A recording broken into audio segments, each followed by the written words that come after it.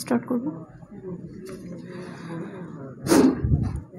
আউযু বিল্লাহি মিনাশ শাইতানির রাজিম। বিসমিল্লাহির রহমানির রহিম। নাহমাদুহু ওয়া নাসাল্লি ওয়া নাসাল্লিমু আলা রাসূলিহিল কারীম। আম্মা বাদ। আসসালাতু ওয়াসসালামু আলাইকা ইয়া রাসূলুল্লাহ সাল্লাল্লাহু তাআলা আলাইহি ওয়াসাল্লাম। আসসালাতু ওয়াসসালামু আলাইকা ইয়া গাউসুল আযম মাজবান্ডারি শাইনিল্লাহ। আসসালাতু ওয়াসসালামু আলাইকা ইয়া গাউসুল আযম বিল বিরাসাত মাজবান্ডারি শাইনিল্লাহ। আসসালাতু ওয়াসসালামু আলাইকা ইয়া উসিয়া গাউসুল আযম মাজবান্ডারি শাইনিল্লাহ। আসসালাতু ওয়াসসালামু আলাইকা ইয়া শাহেনশাহ হযরত সৈয়দ জিয়াউল হক মাজবান্ডারি শাইনিল্লাহ। আসসালাতু ওয়াসসালামু আলাইকা ইয়া মাওলা মাজবান্ডারি শাইনিল্লাহ।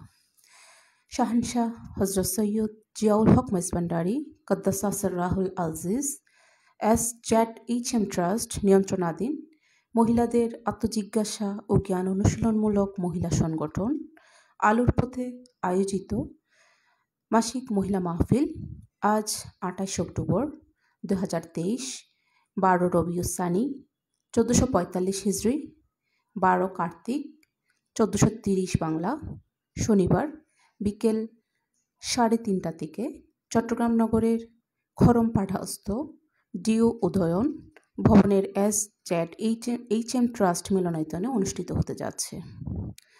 আজকের অনুষ্ঠানে উপস্থিত বিভিন্ন এলাকা থেকে আগত সকল মা বোনকে SZHM ট্রাস্ট কর্তৃপক্ষের পক্ষ থেকে সালাম ও ধন্যবাদ জানাচ্ছি। আসসালামু আলাইকুম ওয়া রাহমাতুল্লাহি ওয়া বারাকাতুহু। সম্মানিত উপস্থিতি, আপনাদের সদয় মনোযোগ আকর্ষণ করছি। আজকের অনুষ্ঠান সফল করতে আপনাদের আন্তরিক সহযোগিতা একান্তভাবে কামনা করছি। অনুগ্রহ করে আপনারা পার্শ্ব আলাপ থেকে বিরত থাকবেন এবং মোবাইল ফোন সাইলেন্ট রাখবেন। মা বোনদের ছোট্ট বাচ্চা থাকলে তাদেরকে নিয়ে পেছনের দিকে একপাশে বসার বিনীত অনুরোধ করছি। স্বেচ্ছাসেবকদের দৃষ্টি আকর্ষণ করছি, আপনারা খেয়াল রাখবেন সামনের সারিতে যেন কোনো ছোট বাচ্চা না বসে। কর্তৃপক্ষের নির্দেশনা মেনে দায়িত্বপ্রাপ্তদের অর্পিত দায়িত্ব যথাযথভাবে পালন করে এবং তত্ত্বাবধায়কের সাথে পরামর্শ করে কাজ করার অনুরোধ জানিয়ে অনুষ্ঠান আরম্ভ করতে যাচ্ছি। প্রিয় মা বোনেরা, এ মাস পবিত্র ফাতেহাই ইজদাহুম উদযাপনের মাস। হুজুর গাউসুল আজম শাইখ মাওলানা শাহ সৌফি সৈয়দ আবু মীর মহিউদ্দিন আব্দুল কাদের জিলানী কদ্দাসা সিররাহুল আজিজের বার্ষিক উরস তথা পবিত্র ফাতেহাই ইজদাহুম উদযাপন উপলক্ষে আমাদের আজকের মাহফিল। সম্মানিত মা বোনেরা, আজকের মাহফিলে আলোচনার বিষয় নির্ধারণ করা হয়েছে মানকাবাতে গাউসুল আজম শাইখ মাওলানা শাহ সৌফি সৈয়দ আবু মীর মহিউদ্দিন আব্দুল কাদের জিলানী কদ্দাসা সিররাহুল আজিজ। এই বিষয়ে আলোচনা করবেন তরুণ আলোচক, মাজবান্ডারি একাডেমির সদস্য ও SZHM ট্রাস্ট নিয়ন্ত্রণাধীন তারুণ্য নির্ভর সংগঠন তাজকিয়া কেন্দ্রীয় পরিষদের মিশন সম্পাদক মাওলানা মোহাম্মদ মিনহাজউদ্দিন। আমরা তাকে আলোর পথের পক্ষ থেকে আন্তরিক মোবারকবাদ ও অভিনন্দন জানাচ্ছি। প্রিয় উপস্থিতি, আমাদের প্রতি মাসের মাহফিলে তথ্যকণিকা থাকবে ইনশাল্লাহ।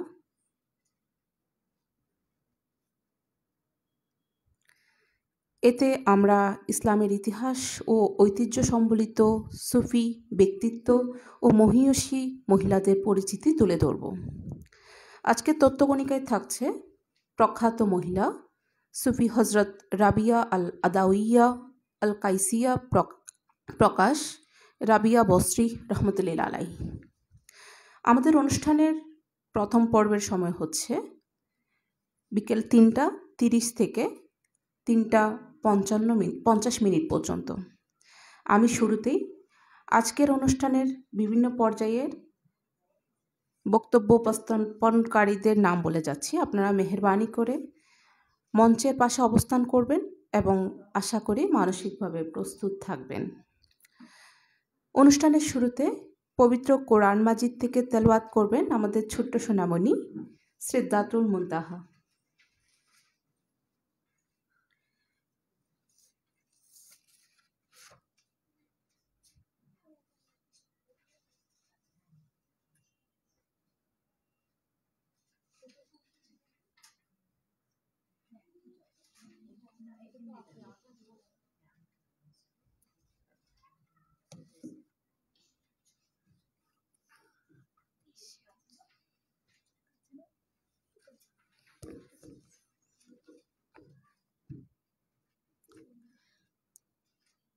Assalamu alaikum wa rahmatullahi wa barakatuhu. Suratul Baqarah Madaniyah. Bismillahirrahmanirrahim. يسألونك ماذا ينفقون قل ما أنفقتم من خير فللوالدين والأقربين واليتامى والمساكين وابن السبيل وما تفعلوا من خير فإن الله به عليم. পরম করুণাময় অসীম দয়ালু আল্লাহর নামে শুরু করছি। আপনার কাছে জিজ্ঞেস করে কি তারা ব্যয় করবে? বলে দিন যে বস্তুই তোমরা ব্যয় করো তা হবে পিতামাতার জন্যে, আত্মীয় আপনজনের জন্যে, এতিম অনাথদের জন্যে, অসহায়দের জন্যে এবং মুসাফিরদের জন্যে। আর তোমরা যে কোনো সৎ কাজ করবে নিঃসন্দেহে তা অত্যন্ত ভালোভাবে আল্লাহর জানা রয়েছে। সাদাকাল্লাহুল আলিয়্যুল আযীম ওয়া সাদাকা রাসূলুহুন নাবিয়্যুল হাবিবুল কারীম।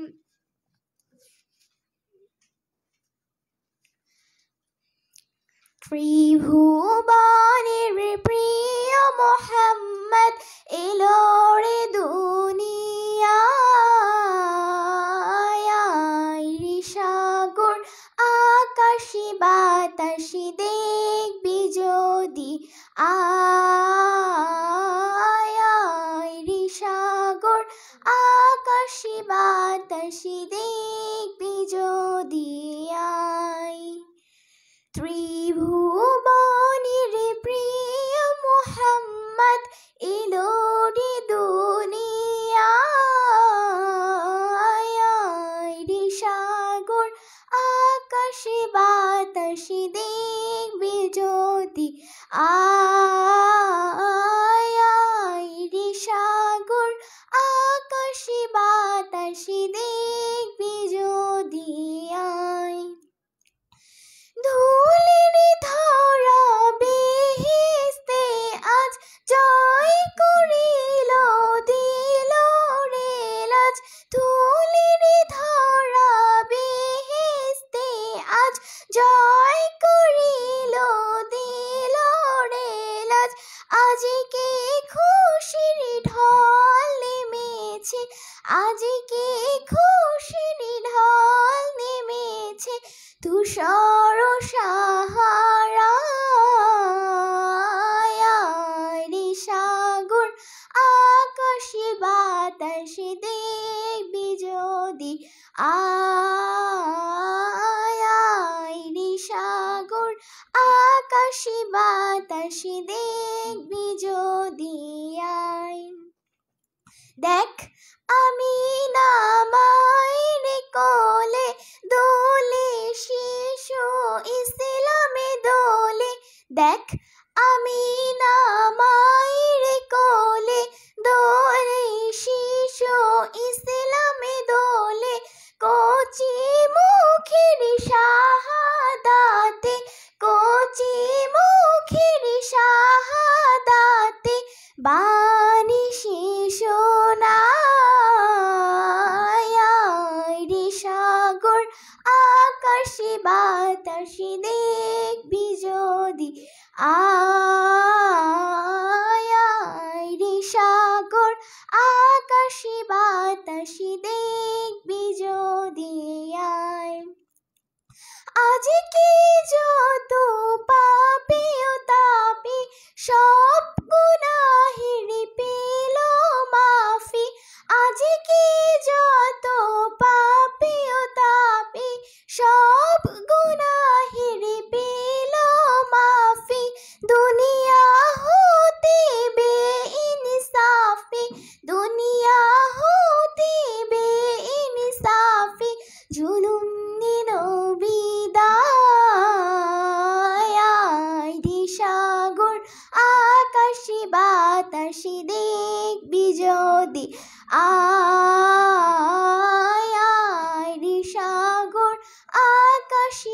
বাতাসে দেখবি যদি আয় ত্রিভুবনের প্রিয় মুহাম্মদ এলো রে দুনিয়ায় রে সাগর আকাশে বাতাসে দেখবি যদি আয় রে সাগর আকাশে বাতাসে দেখবি যদি আয়। আসসালামু আলাইকুম ওয়া রাহমাতুল্লাহি ওয়া বারাকাতুহু।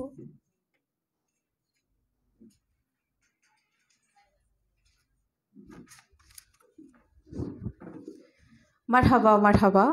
ধন্যবাদ ছোট সোনামণিকে, সিদরাতুল মুনতাহাকে এত সুন্দর ও প্রাণবন্ত পরিবেশনার জন্য।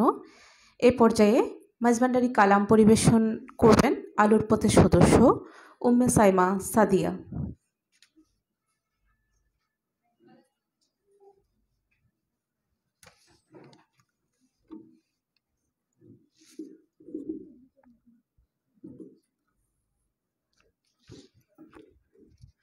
আসসালামু আলাইকুম ওয়া রাহমাতুল্লাহি ওয়া বারাকাতুহু।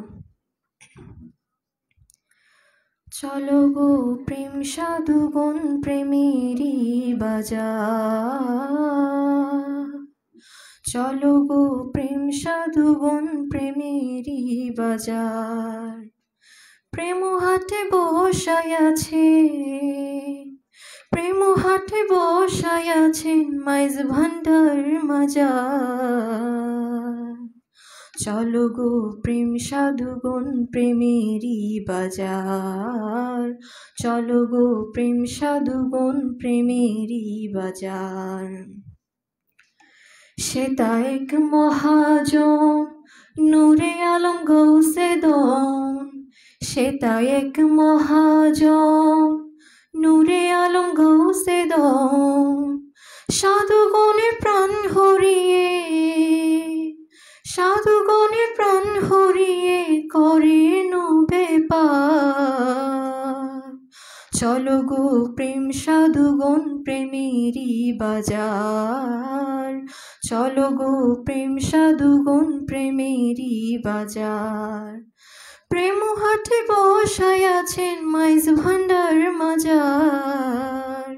চলো গো প্রেম সাধুগণ প্রেমেরই বাজার, চলো গো প্রেম সাধুগণ প্রেমেরই বাজার। প্রেম রতনের মুদ্রা দিয়ে টুটা ফাটা দিলকে নিয়ে, প্রেম রতনের মুদ্রা দিয়ে টুটা ফাটা দিলকে নিয়ে। সেখানদারি আইনা তাতে, সেখানদারি আইনা তাতে করে নতয়া।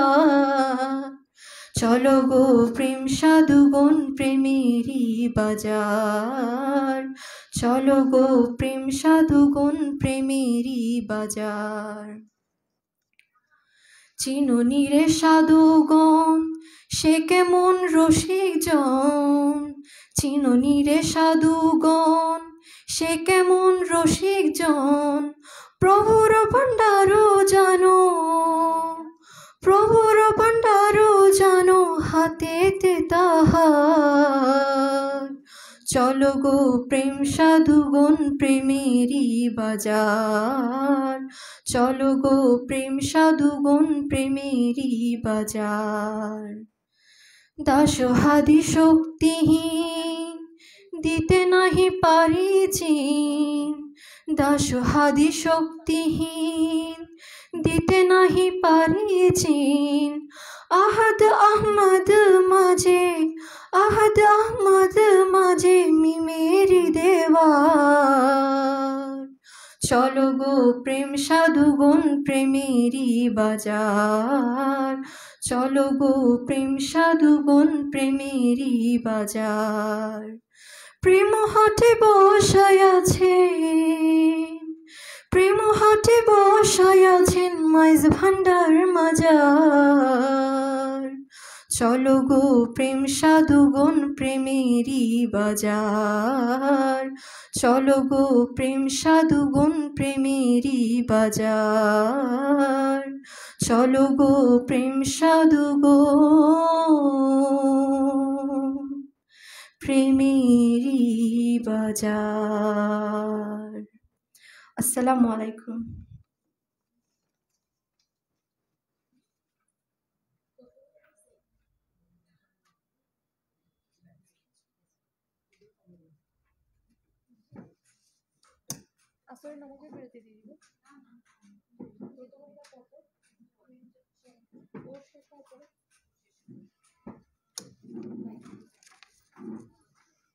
মারহাবা মারহাবা।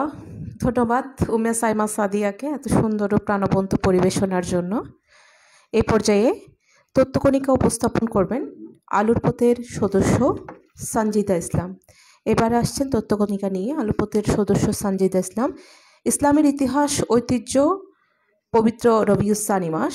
এইবারের বিষয় ইসলামের মনীষগণের জীবন সম্পর্কিত সংক্ষিপ্ত তথ্য এবং প্রখ্যাত মহিলা সুফি হজরত রাবিয়া আল আদাউইয়া আল কাইসিয়া প্রকাশ রাবিয়া বসরি রহমতুল্লাহ আলাই। ধন্যবাদ।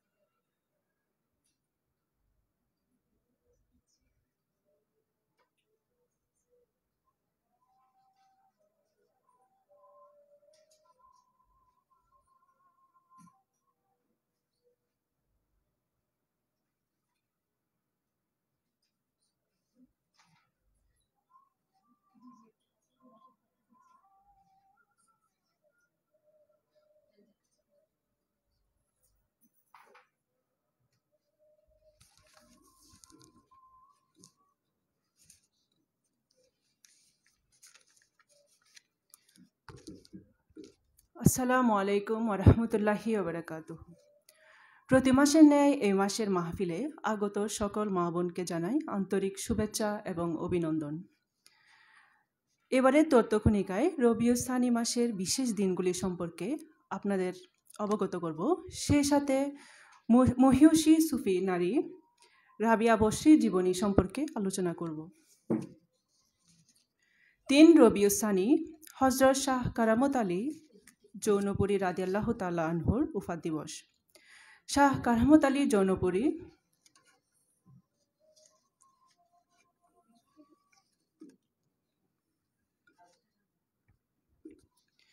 শাহ কারামত আলী জৌনপুরী রাদিয়াল্লাহু তাআলা আনহুর উফাত দিবস। শাহ কারামত আলী জৌনপুরী অথবা কারামত আলী জৌনপুরী ছিলেন ঊনবিংশ শতাব্দীর একজন সমাজ সংস্কারক, হানাফি মাজহাবের অনুসারী ফকিহ। তিনি ওয়াজ নসিহত করে মানুষকে ইসলামী মূল্যবোধের প্রতি আহ্বান করতেন। তিনি মূলত বাংলা ও আসাম অঞ্চলে ধর্মপ্রচার করেন। তার রচিত বইয়ের সংখ্যা 40-এরও বেশি। ওয়াজ নসিহত ও ধর্মপ্রচারের সুবাদে কারামত আলী নোয়াখালী, চট্টগ্রাম, আসাম, রংপুর এবং আরও অনেক প্রত্যন্ত অঞ্চল সফর করেন। সফরকালীন অবস্থায় 1873 সালে রংপুরে তিনি গুরুতর অসুস্থ হয়ে পড়েন এবং 1873 খ্রিস্টাব্দে 30 মে তিনি উফাত লাভ করেন। রংপুরে মুন্সিপাড়া জামে মসজিদের পাশে তাকে দাফন করা হয়। 8 রবিউল সানি প্রিয় নবী সাল্লাল্লাহু আলাইহি ওয়াসাল্লামের বংশধর আহলে বাইতের সদস্য ইমাম হাসান ইবনে আলী আল আসকারি রাদিয়াল্লাহু তাআলা আনহুর জন্মদিবস। তার পূর্ণ নাম হাসান ইবনে আলী ইবনে মোহাম্মদ ইবনে আলী ইবনে মুসা ইবনে জাফর ইবনে মোহাম্মদ ইবনে আলী ইবনে হুসেন ইবনে আলী। ইমাম হাসান ইবনে আলী আল আসকারি ছিলেন প্রিয় নবী সাল্লাল্লাহু আলাইহি ওয়াসাল্লামের একজন বংশধর। তিনি সুফিবাদী মুসলমানদের কাছেও গুরুত্বপূর্ণ। তাকে আবু মোহাম্মদ নামেও ডাকা হয়। তিনি সামরিক শহর সামারায় বসবাস করতেন, বিদায় তাকে সাধারণত আল আসকারি, আরবিতে আসকার শব্দের অর্থ সৈনিক, নামেও ডাকা হয়। আল আসকারি নার্জিস খাতুনের সঙ্গে বিবাহ বন্ধনে আবদ্ধ হন এবং তার জীবনের দীর্ঘকালই আব্বাসীয় শাসক কর্তৃক গৃহবন্দী অথবা কারাবন্দী অবস্থায় কাটান। তাকে 28 বছর বয়সে আব্বাসীয় খলিফা আল মুতামিদের নির্দেশে বিষ প্রয়োগে হত্যা করা হয় এবং সামারায় দাফন করা হয়। তার মাজার ইরাকের টাইগ্রিস নদীর পূর্ব পারে সামারাই শহরের আল আসকারি মসজিদের সাথে। 11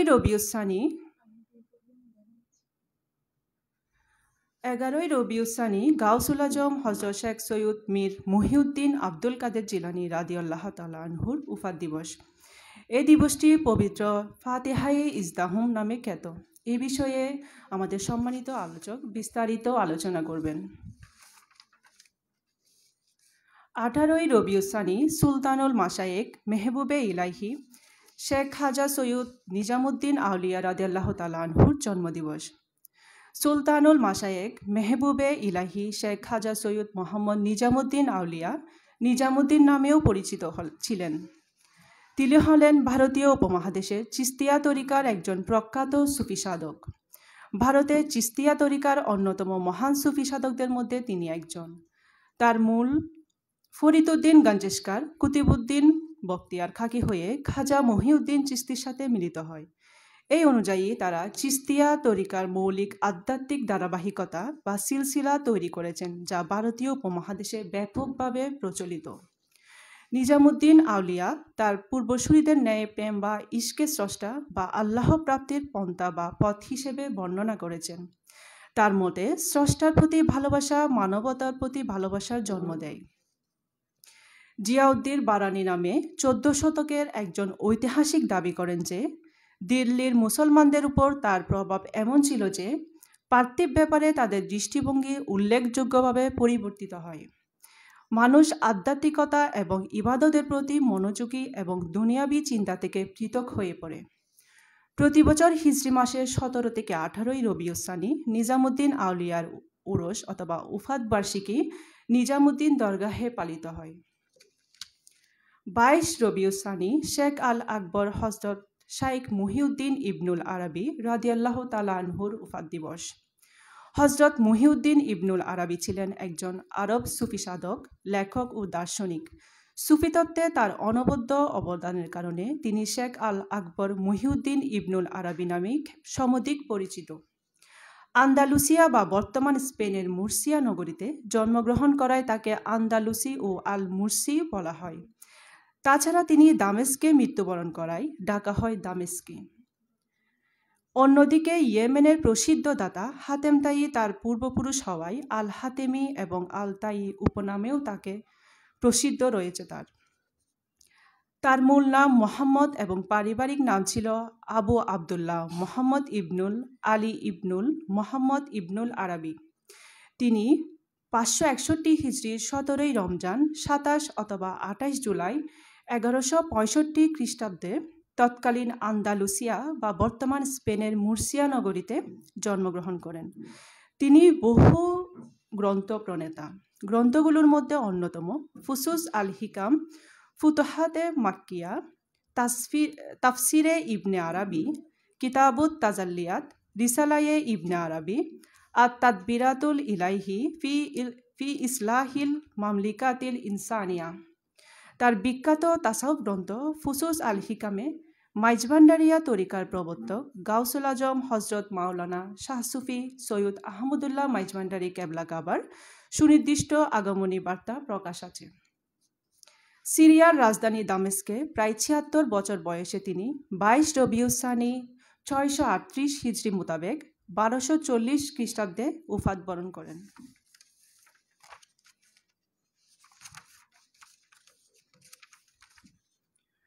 প্রখ্যাত মহিলা সুফি রাবিয়া আল আদাউইয়া আল কাইসিয়া প্রকাশ রাবিয়া বসরি রাদিয়াল্লাহু তাআলা আনহা।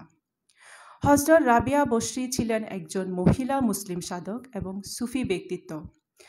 ইরাকের বসরা নগরীতে এক দরিদ্র পল্লীতে জন্ম হয়েছিল এই ধর্মবীর রাবিয়া বসরির। তার জন্ম তারিখ নিয়ে বহু মতভেদ রয়েছে। তিনি ৯৫ হিজরির মতান্তরে ৯৯ হিজরি ৭১৯ খ্রিস্টাব্দের কাছাকাছি সময়ে ইরাকের বসরা নগরীতে জন্মগ্রহণ করেন। তার পিতার নাম ছিল ইসমাইল এবং মাতার নাম মাইফুল। তারা দরিদ্র এবং পরম ধার্মিক ছিলেন। রাবিয়া বসরি ছিলেন ভদ্র, নম্র ও সংযমী, সেই সাথে প্রখর বুদ্ধিমত্তার অধিকারিণী। সবসময় গভীর চিন্তায় ধ্যানমগ্ন হয়ে যেতেন। রাগ, হিংসা, অহংকার তার চরিত্রকে কখনো কুলিশিত করতে পারেনি। মোট কথা, আল্লাহর একজন প্রকৃত অলি হওয়ার জন্য যা যা গুণাবলী থাকা প্রয়োজন সকল গুণের অধিকারিণী ছিলেন হযরত রাবিয়া বসরি রাদিয়াল্লাহু তাআলা আনহা। রাবিয়া বসরি সকল বিপদ আপদকে পরীক্ষা হিসেবে গ্রহণ করতেন। রাবিয়া বসরি দাসত্ব জীবনেও অতিবাহিত করেছেন। তার মনিব ছিল অত্যন্ত নিষ্ঠুর প্রকৃতির লোক। বিরামহীন সেই কাজ সকাল থেকে রাত পর্যন্ত চলতে থাকত। মনিবের নির্ধারিত কাজ শেষ করার পর মহান রবের ইবাদতে মশগুল হয়ে যেতেন। মূলত রাবিয়া বসরির উদ্দেশ্য ছিল আল্লাহ পাকের সন্তুষ্টি লাভ করা। হযরত আল্লামা ফরিদউদ্দিন আত্তারের মতে, এক রাতে রাবিয়া যখন আরাধনায় লিপ্ত ছিলেন, তখন তার মাথার উপর কোনো শিকল দিয়ে বাঁধা ছাড়াই একটি ঝাড়বাতি জ্বলছিল, যার আলো বিচ্যুতি হয়ে ঘরের চারপাশ আলোকিত হয়ে গেল। এ ঘটনা থেকে মনিবের পাষাণ হৃদয় গলে গেল। মনে মনে বলল, হাই, আমি কাকে আমার ঘরে দাসী বানিয়ে রেখেছি? সে তো সামান্য নারী হতে পারে না, সে আল্লাহর প্রিয়জন। পরদিন সকালে মনিব রাবিয়া বসরিকে দাসত্ব জীবন থেকে মুক্ত করলেন। রাবিয়া বসরির একাডেমিকভাবে লেখাপড়ার কোনো সুযোগ পাননি, তবে খুব অল্প বয়সেই মা বাবার কাছ থেকে কোরআন, হাদিস, ফিকহ শাস্ত্রের জ্ঞান অর্জন করেছিলেন। শিক্ষা অর্জনের ক্ষেত্রে তার কখনো কোনো সংকোচ ছিল না। মা বাবাকে খুব অল্প বয়সেই তিনি হারান। জীবনে চলার পথে বহু কঠিন পরীক্ষার সম্মুখীন হয়েছেন তিনি। তারপরও আল্লাহর সন্তুষ্টি অর্জনের জন্য কখনো পিছপা হননি। সে সময়ের একজন মহান সাধক ছিলেন ইমাম হাসান বসরি রাদিয়াল্লাহু তাআলা আনহু। হযরত রাবিয়া তার কাছে গিয়ে ইলমে তাসাউফের ও মারফতের সূক্ষ্ম জ্ঞান অর্জন করেন। পরবর্তী জীবনে রাবিয়া একজন কবি হিসেবেও প্রসিদ্ধি লাভ করেন। রাবিয়া বসরির জীবন থেকে অনেক কারামত প্রকাশিত হয়। তার মধ্যে একটি হলো, একদা তার দরজায় এক ক্ষুধার্ত ভিক্ষুক এসেছিল। তো তার কাছে তেমন কোনো খাবার ছিল না অতিরিক্ত যে সে ভিক্ষুককে দিবে। তার খাবারের 2টি রুটি ব্যতীত। তিনি ভিক্ষুককে তাই দিয়ে বিদায় দিলেন। পরক্ষণেই প্রতিবেশী এক মালকিন তার দাসীকে দিয়ে তার জন্য কিছু খাবার পাঠালো। ডাক না খুলে দেখে সেখানে কিছু রুটি রয়েছে। রাবিয়া বসরি রাদিয়াল্লাহু তাআলা আনহা তা গুনে দেখলেন 18টি রুটি রয়েছে। তিনি দাসীকে ফেরত দিয়ে বললেন, 2টি রুটি কম রয়েছে। বস্তু তিনি জানতেন এই হাদিসটি যেখানে বলা হয়েছে, এমন তুমি যা দান করবে তার 10 গুণ হয়ে তোমার কাছে ফিরে আসবে। তিনি 185 মতান্তরে 180 হিজরির মোতাবেক 796 থেকে 801 খ্রিস্টাব্দে শেষ নিঃশ্বাস ত্যাগ করেন। এভাবে প্রতি মাসের তথ্যকণিকায় আমরা নারী সুফি, সাহাবায়ে কেরাম, ওলিয়া কারাম এবং আরবি মাসের বিশেষ দিনগুলি সম্পর্কে আপনাদের অবগত করব এবং আমাদের জ্ঞানকে আরও সমৃদ্ধ করব ইনশাল্লাহ। আসসালামু আলাইকুম ওয়া রাহমাতুল্লাহি ওয়া বারাকাতুহু।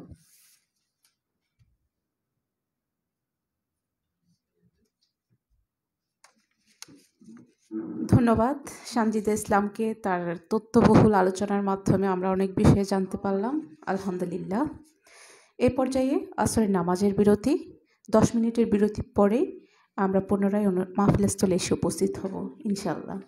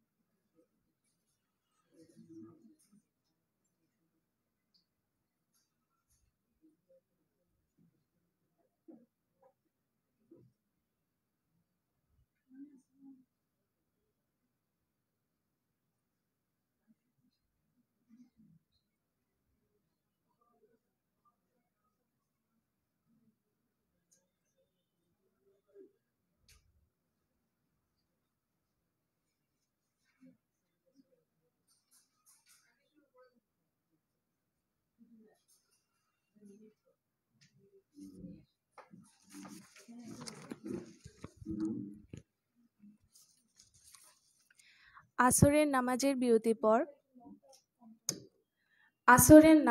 বিরতির পর আমরা আমাদের মাহফিলের পরবর্তী পর্ব শুরু করছি। সম্মানিত মা বোনেরা, আপনাদের সদয় দৃষ্টি আকর্ষণ করছি। অনুগ্রহপূর্বক মনোযোগ সহকারে ঘোষণাগুলো খেয়াল করুন। আগামী নভেম্বর মাসে নির্ধারিত 25 তারিখ শনিবার বিকেল 3:30 নগরের খড়মপাড়াস্থ ডিও উদয়ন ভবনের SZHM ট্রাস্ট মিলনায়তনে আমাদের মাসিক মহিলা মাহফিল অনুষ্ঠিত হবে। আমি আবারও বলছি, আগামী নভেম্বর মাসে নির্ধারিত 25 তারিখ শনিবার বিকেল 3:30 নগরের খড়মপাড়াস্থ ডিও উদয়ন ভবনের SZHM ট্রাস্ট মিলনায়তনে আমাদের মাসিক মহিলা মাহফিল অনুষ্ঠিত হবে ইনশাআল্লাহ। ট্রাস্ট কর্তৃক প্রকাশিত নতুন বইসহ অন্যান্য সুফিতাত্ত্বিক বই হলের বাইরে বুক স্টলে পাওয়া যাচ্ছে। প্রত্যেকের প্রতি বই সংগ্রহ করার, বিশেষ করে মিলাদে মুস্তাফা সাল্লাল্লাহু আলাইহি সাল্লাম ও মাসিক আলোকধারা নেওয়ার জন্য অনুরোধ করছি। পবিত্র কুরআন থেকে তিলাওয়াত, নাতে রাসূল সাল্লাল্লাহু আলাইহি সাল্লাম পরিবেশনা, মাইজভান্ডারি গজল পরিবেশনা এবং মিলাদ ও মোনাজাত পরিচালনার জন্য আগ্রহীগণ ট্রাস্ট কর্তৃপক্ষের সাথে যোগাযোগ করে নাম লিপিবদ্ধ করুন। যেসব মা বোনেরা মহিলা মাহফিলের দায়িত্ব পালনে আগ্রহী, তারা মাহফিল শেষে ট্রাস্ট প্রতিনিধিদের সাথে যোগাযোগ করে নিজেদের নাম ও পরিচয় লিপিবদ্ধ করুন। প্রিয় উপস্থিতি, আজকের মাহফিলে আলোচনার বিষয় নির্ধারণ করা হয়েছে মানকাবাতে গাউসুল আজম শেখ মাওলানা শাহ সুফি সৈয়দ আবু মীর মহিউদ্দিন আব্দুল কাদের জিলানী কাদ্দাসা সিরাহুল আজিজ। এ বিষয়ে আলোচনা করবেন তরুণ আলোচক, মাইজভান্ডারি একাডেমির সদস্য ও SZHM ট্রাস্ট নিয়ন্ত্রণাধীন মাইজভান্ডারি একাডেমির সদস্য সাইদুল ইসলাম, মাওলানা মোহাম্মদ সাইদুল ইসলাম। আমি সম্মানিত বক্তাকে তার বক্তব্য স্থাপনের জন্য ও সময়ের প্রতি লক্ষ্য রাখার জন্য বিনীত অনুরোধ করছি।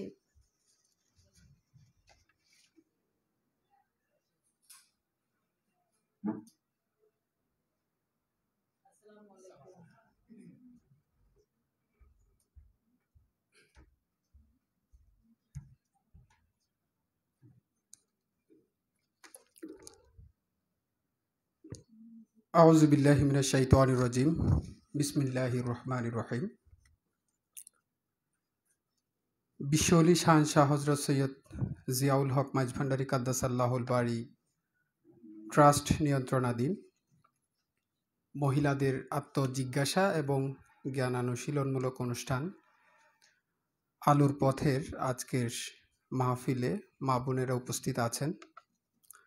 সকলের প্রতি আমার সালাম পেশ করছি। আসসালামু আলাইকুম ওয়া রাহমাতুল্লাহি ওয়া বারাকাতুহু। প্রথমে একটু করে বলে নিই, আজকের এই মাহফিলে যিনি আলোচক হিসেবে থাকার কথা, আমাদের সকলের প্রিয়, আপনাদেরও সকলের প্রিয় জনাব মাওলানা মিনহাজউদ্দিন। উনি শারীরিকভাবে অসুস্থ থাকার কারণে উপস্থিত হতে পারেননি। ওনার যে আলোচনা, ওই আলোচনা থেকে আপনারা কতটুকু উপকৃত হন জানি না। আমি ব্যক্তিগতভাবে আপনাদের মাহফিলগুলো ফেসবুকে লাইভে দেখি, সেখানে ওনার আলোচনা থেকে অনেকগুলো লিঙ্ক আমি খুঁজে পাই ওনার আলোচনা থেকে। তো ওনার যেই খেদমত, ওনার যেই গুরুত্বপূর্ণ কথা আলোচনা, সেগুলো থেকে যে আমরা উপকৃত হচ্ছি, সেই দায়বদ্ধতা থেকে আমরা সকলেই ওনার জন্য দোয়া করব, উনি যাতে শারীরিকভাবে সুস্থ থাকেন, সুস্থ হয়ে ওঠেন এবং পরবর্তীতে আবারও সুন্দর সুন্দর আলোচনা আমাদের মাঝে উপস্থাপন করতে পারেন। আজকের যেই আলোচনার বিষয়বস্তু, আমরা সকলেই জানি এই মাস ফাতেহায়ে ইয়াজদাহুমের মাস। ফাতেহায়ে ইয়াজদাহুম মানেই আমরা সকলে জানি হুজুর গৌসুল আজম শেখ মহিউদ্দিন আব্দুল কাদের জিলানী কাদ্দাসাল্লাহুল বাড়ি এর পবিত্র বেসাল বার্ষিকী, ওনার পবিত্র উরস, ওনার পবিত্র ফাতেহার মাস। এই গতকালকেই আমরা ওই মহান দিনটি অতিক্রম করেছি। আজকে আমরা মা বোনেরা সহ সকলেই একত্রিত হয়েছি ওই মহান সত্তাকে স্মরণ করার জন্যই। মূলত ওনার মানকাবাত নিয়ে আমরা আলোচনা করছি, তাজকেরা করছি। আমরা সকলেই জানি আল্লাহর আউলিয়ায়ে কেরাম যারা আছেন, ওনাদের তাজকেরা করা সেটাও ইবাদতের একটি অংশ। আমরা আলোচনা করব। ব্যক্তিগতভাবে আসলে আমি ওভাবে করে আলোচনা করতে পারি না, তো যেভাবে করে করলে হৃদয় ছুঁয়ে যায়, ওভাবে করে আলোচনা করতে পারি না, এটি আমার সীমাবদ্ধতা। আমি কিছু বক্তব্য কিংবা ওয়াজ মাহফিলের মতো নয়, কিছু ইনফরমেশন দিব, কিছু সমীকরণ মিলাতে চেষ্টা করব, যে সমীকরণগুলোর মাধ্যমে আমরা হুজুর গৌসুল আজম শেখ আব্দুল কাদের জিলানী কাদ্দাসাল্লাহুল বাড়ির মর্যাদা সম্পর্কে জানব, ওনার সম্পর্কে জানব। একইভাবে প্যারালালভাবে আমরা হুজুর গৌসুল আজম হজরত আহমদুল্লাহ মাইজভান্ডারী কাদ্দাসাল্লাহুল বাড়ি এর মর্যাদা সম্পর্কেও জানব। প্রথমে আমরা একটু জেনে নিই, সকলেই জানি তারপরেও বলা আর কি, হুজুর গৌসুল আজম শেখ আব্দুল কাদের জিলানী কাদ্দাসাল্লাহুল বাড়ি আমাদের জন্য কেন গুরুত্বপূর্ণ। তিনি সকলের জন্য গুরুত্বপূর্ণ, কিন্তু বিশেষতভাবে আমাদের জন্য একটু বেশিই গুরুত্বপূর্ণ। কারণ হচ্ছে তিনি মাইজভান্ডারিয়া যেই তরিকা, এই তরিকার মধ্যে এটির দুটো সাজারা আছে। একটি সাজারা হচ্ছে বংশীয় সাজারা, আর একটি সাজারা হচ্ছে তরিকতের সাজারা।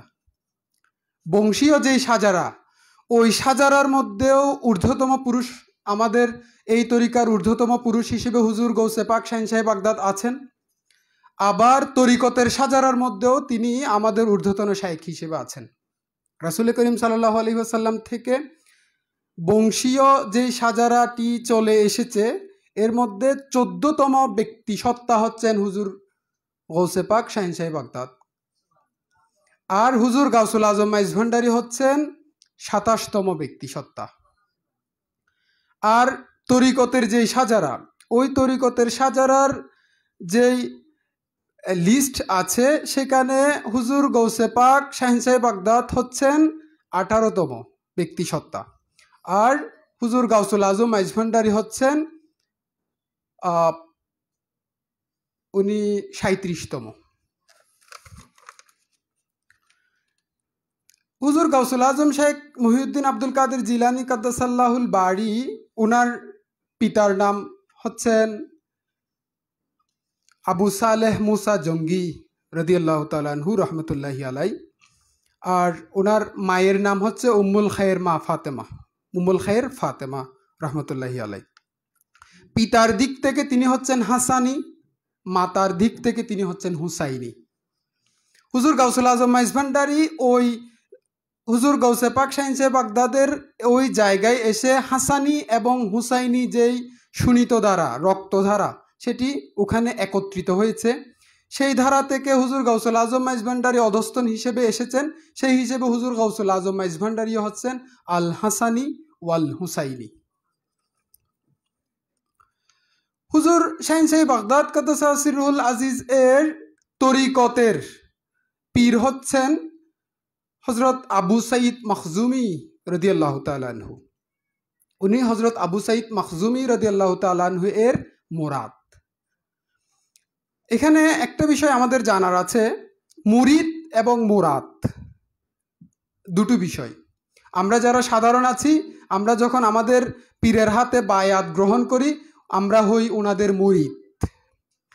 আর কতগুলো এমন সত্তা আছেন যারা মহান আল্লাহ পাক রব্বুল আলামিনের পক্ষ থেকে নির্ধারিত দায়িত্ব পালনের জন্য আসেন, কিন্তু ওনাদের ওই যে রাসূল করিম সাল্লাল্লাহু আলাইহি ওয়াসাল্লামের পক্ষ থেকে যে আমানতটি ওনাদের জন্য সাজরার মাধ্যমে এসে যায়, সেই এসে যাওয়ার ওনার পীরের কাছ থেকে ওই আমানতটুকু ওনারা গ্রহণ করতে যান। ওনারা ওনাদের পীরের মোরাদ হন, বাঞ্ছিত হন। ওনাদের পীর হয়ে ওনাদের পীরেরা নিজেদেরকে গৌরবান্বিত করেন। হুজুর গাউসে ওই ধরনের সত্তা হচ্ছে, আমরা দেখতে পাচ্ছি হুজুর গৌসে পাক শাহিনশাহ বাগদাদ কাদ্দাসা সিররুল আজিজ, ওনার পীরের মোরাদ হুজুর গাউসুল আজম শেখ আহমদুল্লাহ মাইজভান্ডারি কাদ্দাসাল্লাহুল বাড়ি, উনিও ওনার পীরের মোরাদ ছিলেন। ওনারা মুরিদ নয়, ওনারা মোরাদ। এটুকুই হচ্ছে হুজুর গৌসুল আজম শেখ আব্দুল কাদের জিলানী কাদ্দাসাল্লাহুল বাড়ি সম্পর্কে কিছু তথ্য।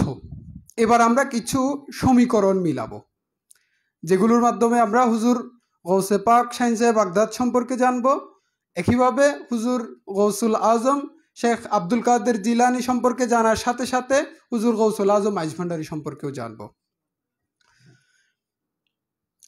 কতগুলো ঘটনা আছে, যেই ঘটনাগুলা এই যে ওনারা দুজন যে সমকক্ষতার জায়গায় অবস্থান করেন, এই ধরনের একেবারে হুবহু দুজনের জীবনেই ঘটেছে, এই ধরনের কতগুলো ঘটনা আছে। প্রথম কথাটি হচ্ছে, আমরা সকলেই একটি বাণী হুজুর গাউসুল আজম শেখ আব্দুল কাদের জিলানী একটি বাণী আমরা সকলেই জানি, সেটি হচ্ছে ওয়াকুল্লু ওয়ালিয়িন আলা কদমিন, সকল অলি আমার কদমের নিচে। এটি হচ্ছে হুজুর শাহিনশাহ বাগদাদের একটি সুপ্রসিদ্ধ বাণী। এই বাণীর আলোকে আমরা মাইজভান্ডারিয়া তরিকার সাথে যারা সম্পর্কিত, মাইজভান্ডারিয়া তরিকা সম্পর্কে কিছুটা জানার সুযোগ হয়েছে। আমরা জানি মাইজভান্ডারিয়া তরিকার একটি আকর গ্রন্থ হচ্ছে বেলায়েতে মুতলাকা। এই বেলায়েতে মুতলাকার মধ্যে রাসূল করিম সাল্লাল্লাহু আলাইহি ওয়াসাল্লামের পরবর্তীতে এই বেলায়তি যেই যুগ, এই যুগকে দুটো ভাগে বিভক্ত করেছেন। একটি হচ্ছে বেলায়েতে মুকাইয়াদা ইয়ে মুহাম্মাদি, আরেকটি হচ্ছে বেলায়েতে মুতলাকা ইয়ে আহমদি। হুজুর গৌসে পাক শাহিনশাহ বাগদাদের এই বাণীটি আমরা দেখতে পাই বেলায়েতে মুকাইয়াদা ইয়ে মুহাম্মাদির যে যুগ, এই যুগের মধ্যে যত আল্লাহর ওলি আছেন, প্রত্যেক আল্লাহর ওলি, ওনার পরবর্তীতে যত আল্লাহর ওলি আছেন, প্রত্যেক আল্লাহর ওলি প্রত্যেকেই গ্রহণ করে নিয়েছেন, নিজের গর্দান ঝুঁকিয়ে দিয়েছেন ওনার কদম রাখার জন্য। একইভাবে একইভাবে হুজুর গাউসুল আজম মাইজ ভান্ডারী সম্পর্কে আইনায়ে বাড়ির মধ্যে একই উক্তি করা হচ্ছে, আউলিয়া জিতনি হে সব হে আপকে জেরে কদম। যত আল্লাহর ওলি আছে প্রত্যেক আল্লাহর ওলি আপনার কদমের নিচে। এ থেকে আমরা একটি সমীকরণ মিলাতে পারি, সেটি হচ্ছে বেলায়তে মুতলাকায়ে আহমদি যুগের যত আল্লাহর ওলি আছেন ওই সকল আল্লাহর ওলির হচ্ছে হুজুর গাউসুল আজম মাইজ ভান্ডারীর কদমের নিচে।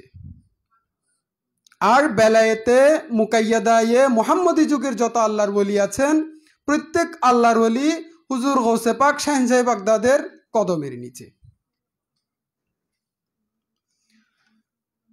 তাজের কথা আছে, আমরা সকলেই জানি হুজুর গাউসুল আজম মাইজ ভান্ডারীর একটি সুপ্রসিদ্ধ কালাম, रसूल करीम सल्लल्लाहु अलैहि वसल्लम के पास 2 टूपी थे। रसूल करीम सल्लल्लाहु अलैहि वसल्लमेर काछे 2টো टूपी ছিল। একটি টুপি হুজুর গৌসে পাকের মাথায় দেওয়া হয়েছে, আরেকটি টুপি হুজুর গাউসুল আজম মাইজ ভান্ডারীর মাথায় দেওয়া হয়েছে। এটি হচ্ছে হুজুর গাউসুল আজম মাইজ ভান্ডারীর দাবি।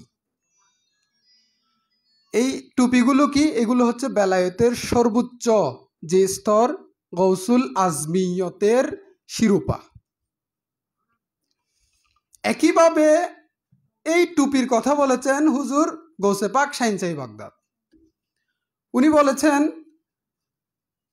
ওয়াতাওয়াজানি বিতিজানিল কামালি, কামালিয়তের যে তাজ, এই তাজসমূহ হতে আমাকে একটি পরানো হয়েছে।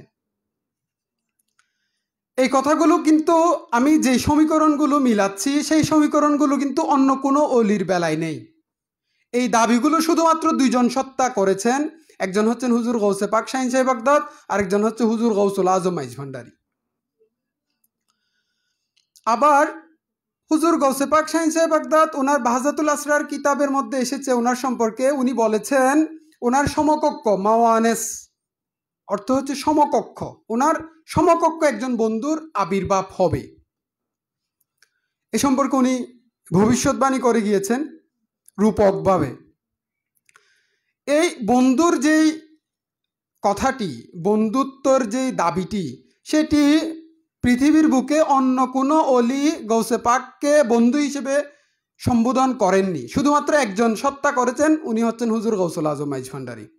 তিনি কি বলেছেন? আমার ভাই, উনি ভাই সম্বোধন করেছেন, যে আমার নাম পিরানে পীর সাহেবের নামের সাথে সোনালী অক্ষরে লেখা আছে। একইভাবে আমরা কতগুলো কারামতের ক্ষেত্রে ওনাদের মধ্যে সামঞ্জস্যতা খুঁজে পাই, হুবহু সামঞ্জস্যতা। কেমন? আমরা সকলেই জানি হুজুর গাউসুল আজম মাইজ ভান্ডারীর বিখ্যাত যে কারামতটি, বদনা নিক্ষেপের যে কারামত। রাঙ্গুনিয়ার কোদালা পাহাড়ে ওনার ভক্ত হাসমত আলী বাঘের আক্রমণের শিকার হয়েছে। তিনি হুজুর গাউসুল আজম মাইজ ভান্ডারীকে আলমদত ইয়া গাউসুল আজম বলেছেন। হুজুর গাউসুল আজম মাইজ ভান্ডারী মাইজ ভান্ডার শরীফের মধ্যে উজুরত অবস্থায় ছিলেন। তিনি ওনার হাতের বদনাটি নিক্ষেপ করেছেন পুকুরে, সেটি গিয়ে পড়েছে রাঙ্গুনিয়ার কোদালা পাহাড়ে। ভক্ত হাসমত আলী যিনি ছিলেন, তিনি ওই বদনাটি নিয়ে মাইজ ভান্ডার দরবার শরীফে নিয়ে গিয়েছেন। এখানে মাইজ ভান্ডারের যেই খাদেম যারা আছেন, ওনারা পুকুরের মধ্যে বদনা তল্লাশি করছেন, পাই নাই, সেটি নিয়ে গিয়েছেন হাসমত আলী। এই ঘটনাটি আমি আসলে ওভাবে করে বিস্তারিতভাবে আর বলছি না। এই ঘটনাটি মাইজ ভান্ডারী পরিমণ্ডলে না, মোটামুটি বাংলাদেশের আউলিয়ায়ে কেরাম প্রেমিক যারা আছেন সকলেই জানেন, এরকম প্রসিদ্ধ একটি ঘটনা। একইভাবে একই ঘটনা আছে হুজুর গাউসে পাকের জীবনীতে। আমরা দেখতে পাই ওনার ভক্ত একইভাবে আক্রান্তের শিকার হয়েছেন। উনি ওনার আপন অবস্থান থেকে জুতা নিক্ষেপ করেছেন, ভক্ত উদ্ধার হয়েছে। ওই ভক্ত হুজুর গাউসে পাকের জুতা মোবারক নিয়ে হাজির হয়েছেন ওনার দরবারে। হুবহু একই ঘটনা। হুজুর গাউসে পাকের একটি বাণী তাও খুবই সুপ্রসিদ্ধ যে সারা পৃথিবী কুল কায়নাত হচ্ছে আমার হাতের তালুতে একটি সরিষা দানার সমান। এগুলো কসিদায়ে গাউসিয়ার কথা বলছি আমি। একই কথা হুজুর গৌসুল আজম মাইজ ভান্ডারী কিভাবে বলেছেন ভিন্নভাবে।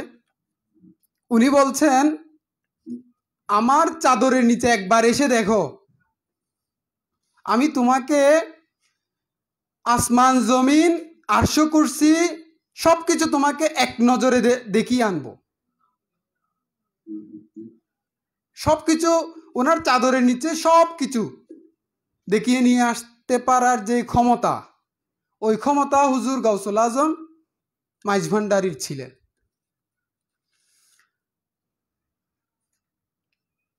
আরো অসংখ্য বিষয় হুজুর গাউসুল আজম মাইজ ভান্ডারী অভয় বাণী দিয়েছেন। হুজুর গৌসে পাক শাহী সাহেব বাগদাদ বলেছেন, মুরিদি লা তাখাফ, আমার যত মুরিদ আছে তাদের কোনো ভয় নেই। হুজুর গৌসুল আজম মাইজ ভান্ডারী কি বলেছেন, যে কেহ আমার সাহায্য প্রার্থনা করিবে তাহাকে আমি উন্মুক্ত সাহায্য করিব। আমার সরকারের এই প্রকৃতি হাসর তক জারি থাকবে।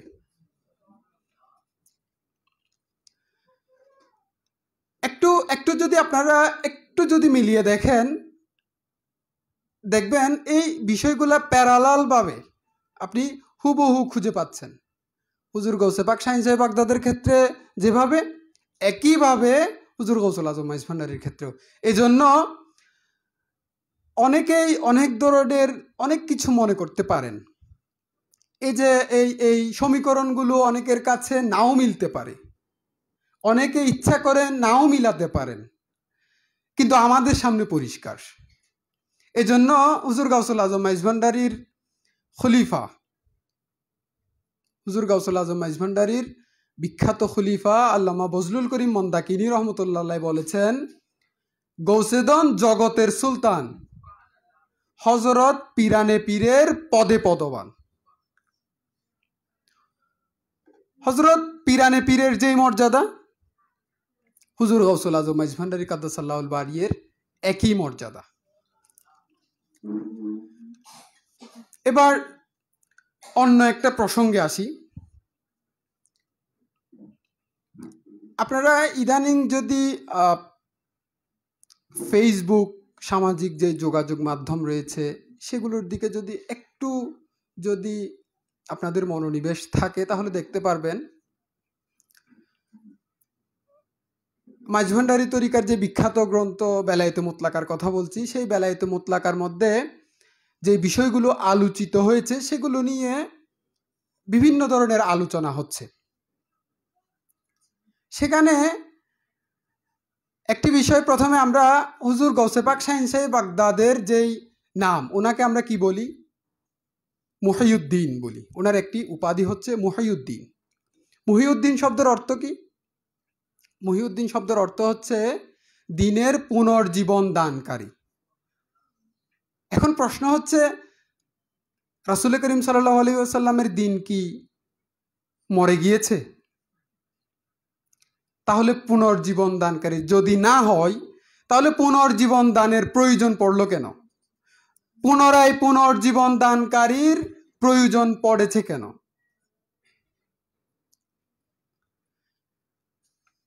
এক্ষেত্রে আল্লাহ পাক রব্বুল আলামিন পবিত্র কোরআনের সূরা হাদীদের 17 নম্বর আয়াতে বলছেন, আন্নাল্লাহা ইউহয়িল আরদা বা'দা মাউতিহা,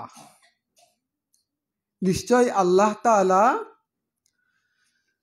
পৃথিবীকে পুনরায় জীবন দান করেন যখন তার মৃত্যু ঘটে। পৃথিবীকে কিভাবে পুনর্জীবন দান করে? জাগতিকভাবে যখন আমরা দেখি, যখন বর্ষা হয় না, একটি উদাহরণ আর কি, এই যে জমি ফেটে যায়, তখন কি করেন? আল্লাহ পাক রব্বুল আলামিন বৃষ্টি বর্ষণ করেন, জমি আবার পুনরায় উর্বর হয়, সেখানে ফসল জন্মে। এটি হচ্ছে জাগতিক একটি ব্যাপার। একইভাবে মানুষের আধ্যাত্মিকতারও যে রুহানি যে একটি অনুশাসন আছে, মানুষের অভ্যন্তরে যে রুহানি একটি বিষয় আছে, মানুষের রুহানিয়ত অন্তঃকরণ মরে যায়। যখন মরে যায় তখন মানুষ যা কিছু পালন করে, ধর্মকর্ম যা কিছু পালন করে, তখন তার ওই ধর্মকর্ম পালনগুলো শুধুমাত্র করার মতো করা হয়ে যায়, সেগুলোর সাথে তার অন্তরের, তার যে ভেতরকার যে বিষয়টি আছে সেটার সাথে কোনো ধরনের সম্পর্ক থাকে না।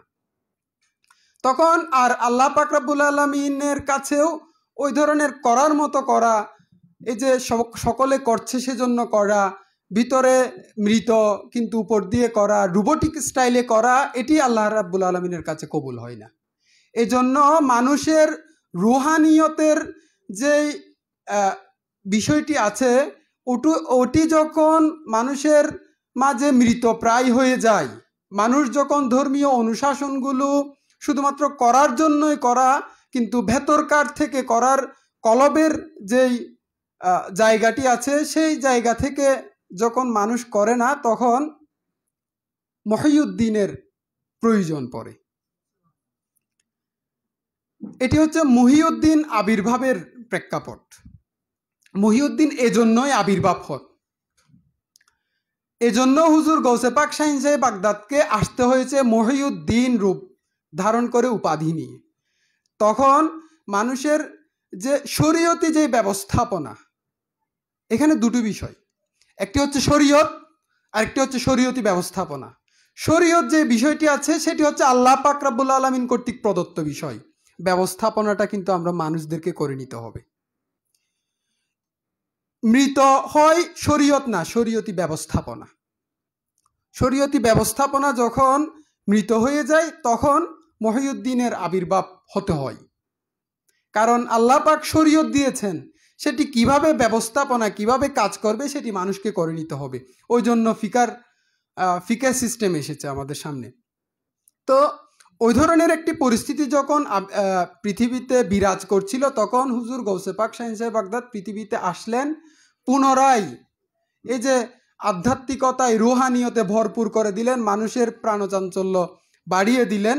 এই যে রুহানিয়ত শূন্য যেই মানুষগুলো আছে তাদের মধ্যে আধ্যাত্মিকতায় নেয়ামতে ভরপুর করিয়ে দেওয়ার জন্যই হুজুর গৌসে পাক শাহীন সাহেব বাগদাদকে আসতে হয়েছে। একইভাবে হুজুর গাউসুল আজম মাইজভান্ডারিও ওনার প্রায় 600 বছরের অধিক সময় পরে উনি এসেছেন, ওই একই অবস্থা সৃষ্টি হয়েছে। একই অবস্থা যখন তৈরি হয়েছে পৃথিবীতে, ওই সময় আরো একজন মহিউদ্দিনের প্রয়োজন পড়েছে, পুনরায় পৃথিবীকে সজীবতা দান করার জন্য, মানুষের রুহানিয়তের মধ্যে সজীবতা আনার জন্য। এজন্য বেলায়েত মুতলাকার মধ্যে একটি লাইন কোট করা হয়েছে,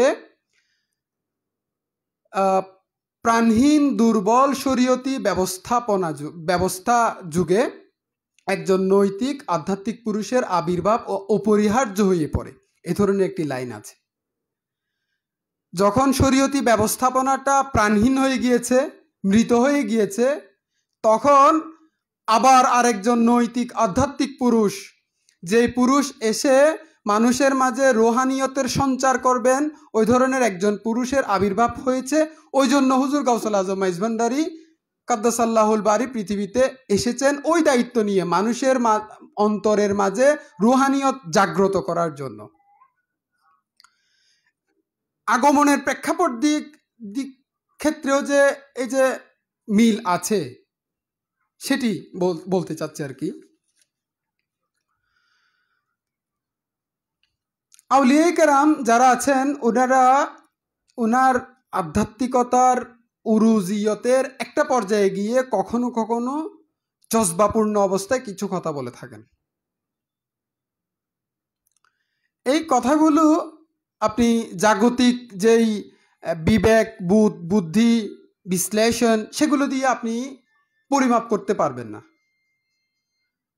তাদের এই কর্মকাণ্ড কিংবা উক্তি, এগুলো আপনাকে আধ্যাত্মিকতার বিচারে বিশ্লেষণ করতে হবে, নতুবা এর বিশ্লেষণ থেকে নিজেকে বিরত রাখতে হবে। এটি যুগে যুগে আল্লাহর আউলিয়া কেরামের ক্ষেত্রে ঘটেছে। একই ঘটনা হুজুর গাউসে পাকের ক্ষেত্রেও ঘটেছে, হুজুর গৌসুল আজম মাইজ ভান্ডারী কাদ্দাসাল্লাহুল বাড়ির ক্ষেত্রেও ঘটেছে। কিরকম? ওনাদের যেমন হুজুর গৌসে পাকের একটা জজবাপূর্ণ কালাম হচ্ছে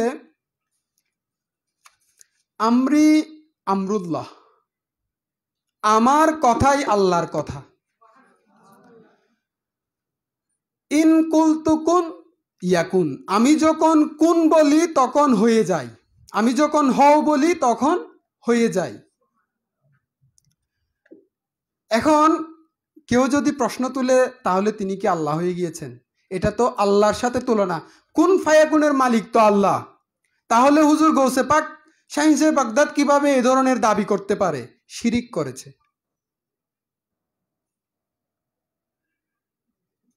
এই কুন ফায়াকুনের মালিক তো আল্লাহ, তাহলে হুজুর গৌসে পাক কিভাবে বলেছেন? তাহলে আমাদের জাগতিক যেই বিবেক, বুদ্ধি, বিশ্লেষণ, জানাশোনা, সেই জানাশোনা থেকে আমরা এটি কখনোই মিলাতে পারবো না। আমাদের মতো যারা সাধারণ যারা আছে তাদের এটি বুঝে আসবে না। যখন বুঝে আসবে না তখন আমাদের কি করতে হবে? তখন আমাদেরকে হয় বুঝার চেষ্টা করতে হবে, এ ধরনেরও যে কিছু ঘটনা থাকে সেই বিষয়টি আমাদেরকে জেনে নিতে হবে যারা জানে তাদের কাছ থেকে, নতুবা আমাদেরকে কোনো ধরনের বিরূপ মন্তব্য থেকে বিরত থাকতে হবে। কেননা এটি হুজুর শাহিনশাহ বাগদাদের মতো একজন মহান আল্লাহর ওলির মুখ থেকে বের হয়েছে। এটি ওনার জজবাপূর্ণ একটি অবস্থার, ফানাফিল্লাতে যেই বিলীন হয়ে যাওয়া, আল্লাহ রাব্বুল আলামিনের মাঝে বিলীন হয়ে যাওয়ার যেই অবস্থা, ওই অবস্থা থেকেই এ ধরনের কথা বলেছেন। ওই যে মনসুর হাল্লাজ আনাল হক বলেছেন একই ঘটনা। উনি আরো বলেছেন কি, হাজা ওয়ুজুদ জাদ্দি মুহাম্মদ সাল্লাল্লাহু আলাইহি ওয়াসাল্লাম, আমার এই অস্তিত্ব এটি হুজুর সাল্লাল্লাহু আলাইহি ওয়াসাল্লামের অস্তিত্ব। লাইস লা ওয়ুজুদা আব্দুল কাদের, এটি আব্দুল কাদেরের অস্তিত্ব না, এটি হচ্ছে রাসূল করিম সাল্লাল্লাহু আলাইহি ওয়াসাল্লামের অস্তিত্ব। তাহলে উনি কি নিজেকে রাসূল সাল্লাল্লাহু আলাইহি ওয়াসাল্লাম বলেছেন? কেউ যদি বিভ্রান্ত সৃষ্টি করতে চায়, কেউ যদি এখান থেকে ত্রুটি খুঁজতে চায়, তাহলে উনি খুঁজতে পারেন এ ধরনের করেই। আসলে আল্লাহর আউলিয়া কেরামের কথাগুলোকে বিকৃতভাবে উপস্থাপন করে কিংবা ভুল ধরার মনোবাসনা নিয়ে এগুলোর বিকৃতি ঘটায়, বিকৃতভাবে উপস্থাপন করে। উনি কোন জায়গা থেকে, কোন অবস্থান থেকে এই কথাটি বলছে সেই বিষয়টি ওনারা বিবেচনা করেন না। এর পেছনের যেই প্রেক্ষাপট সেটি ওনারা বিবেচনা করেন না, এজন্য বিকৃতভাবে উপস্থাপন করেন। একইভাবে হুজুর গৌসে পাক যেভাবে বলেছেন, একইভাবে হুজুর গৌসুল আজম মাইজ ভান্ডারীও বলেছেন। কি বলেছেন? হাসরের ময়দানে আমি সর্বপ্রথম বলিব, লেওয়াই আহমদির ঝান্ডা নিয়ে আমি সর্বপ্রথম বলিব লা ইলাহা ইল্লাল্লাহ। এখন অনেকে প্রশ্ন করে, তাহলে রাসূল করিম সাল্লাল্লাহু আলাইহি ওয়াসাল্লাম তখন কোথায় থাকবেন? এটি হচ্ছে এই যে ফানাফির রসুলের যেই বিলীন, রাসূল করিম সাল্লাল্লাহু আলাইহি ওয়াসাল্লামের মাঝে বিলীন হয়ে যাওয়ার প্রকৃষ্ট একটি উদাহরণ হচ্ছে এই বাণী। তিনি কি বলেছেন? ওই সবাই জানি ধুরঙ্কাল খালে যখন উনি খাল দিয়ে যখন যাচ্ছেন, পানি একটু উঁচু হয়ে ওনার জুব্বা মুবারক ভিজে গিয়েছে। উনি জজবাপূর্ণ অবস্থায় বলেছেন, হারামজাদি, রাসূলুল্লাহর সাথে বেয়াদবি করিয়াছ, দূর হও। এই যে উনি কি নিজেকে রসুল বলেছেন, কিন্তু ওই সময়ে উনি জজবাপূর্ণ অবস্থায় রাসূল করিম সাল্লাল্লাহু আলাইহি ওয়াসাল্লামের ওজুদের মধ্যে বিলীন ছিলেন। এই বিষয়গুলো তাহলে আমাদেরকে বিবেচনা করতে হবে। আমাদেরকে আরও একটি বিষয়, অনেকের ক্ষেত্রে এভাবে দেখি, হুজুর গৌসে পাকের যেই বাণীগুলো আছে সেই বাণীগুলোকে আলাদাভাবে বিবেচনা করা হয়, সম্মানজনকভাবে বিবেচনা করা হয়। একইভাবে হুজুর গাউসুল আজম মাইজ ভান্ডারীরও যে এই ধরনের জজবাপূর্ণ অবস্থা আছে, জজবাপূর্ণ বাণী আছে, সেই বাণীগুলোকে বিকৃতভাবে উপস্থাপন করা হয়। তো আসলে এটি কোনোভাবেই উচিত নয়, কারণ আল্লাহর আউলিয়ায়ে কেরামের বাণীগুলাকে আল্লাহর আউলিয়ায়ে কেরামের দৃষ্টিভঙ্গির আলোকে দেখতে হবে, তাসাউফের দৃষ্টিভঙ্গির আলোকে দেখতে হবে।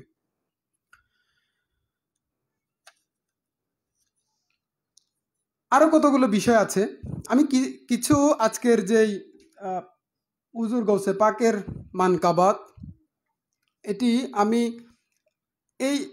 এই বিষয়টিকে উপলক্ষ করে ওনার দরবারের সাথে, ওনার আচার আচরণের সাথে মাইজভান্ডার শরীফের যে আচরণগুলোর যে সামঞ্জস্যতা রয়েছে, সেই বিষয়গুলো একটু, এই কনসেপ্টগুলো আমি একটু ক্লিয়ার করছি আর কি। আপনারা দেখবেন মাইজভান্ডার দরবার শরীফে জাতি, ধর্ম, বর্ণ নির্বিশেষে সকলে যায়, সকলের প্রবেশ অধিকার আছে। এটি হুজুর গাউসুল আজম মাইজভান্ডারি এই প্রবেশ অধিকার অবারিত রেখেছেন, সকলের জন্য উন্মুক্ত। এখন এটি কি শুধু মাইজভান্ডার দরবার শরীফে জাতি, ধর্ম, বর্ণ নির্বিশেষে সকলে যায়? এই যাওয়াটা হুজুর গৌসুল আজম শেখ আব্দুল কাদের জিলানির দরবারেও তিনি যখন দুনিয়াতে ছিলেন তখনও ছিল, এখনো আছে। ওনার মজলিসে খ্রিস্টানরা বসতেন।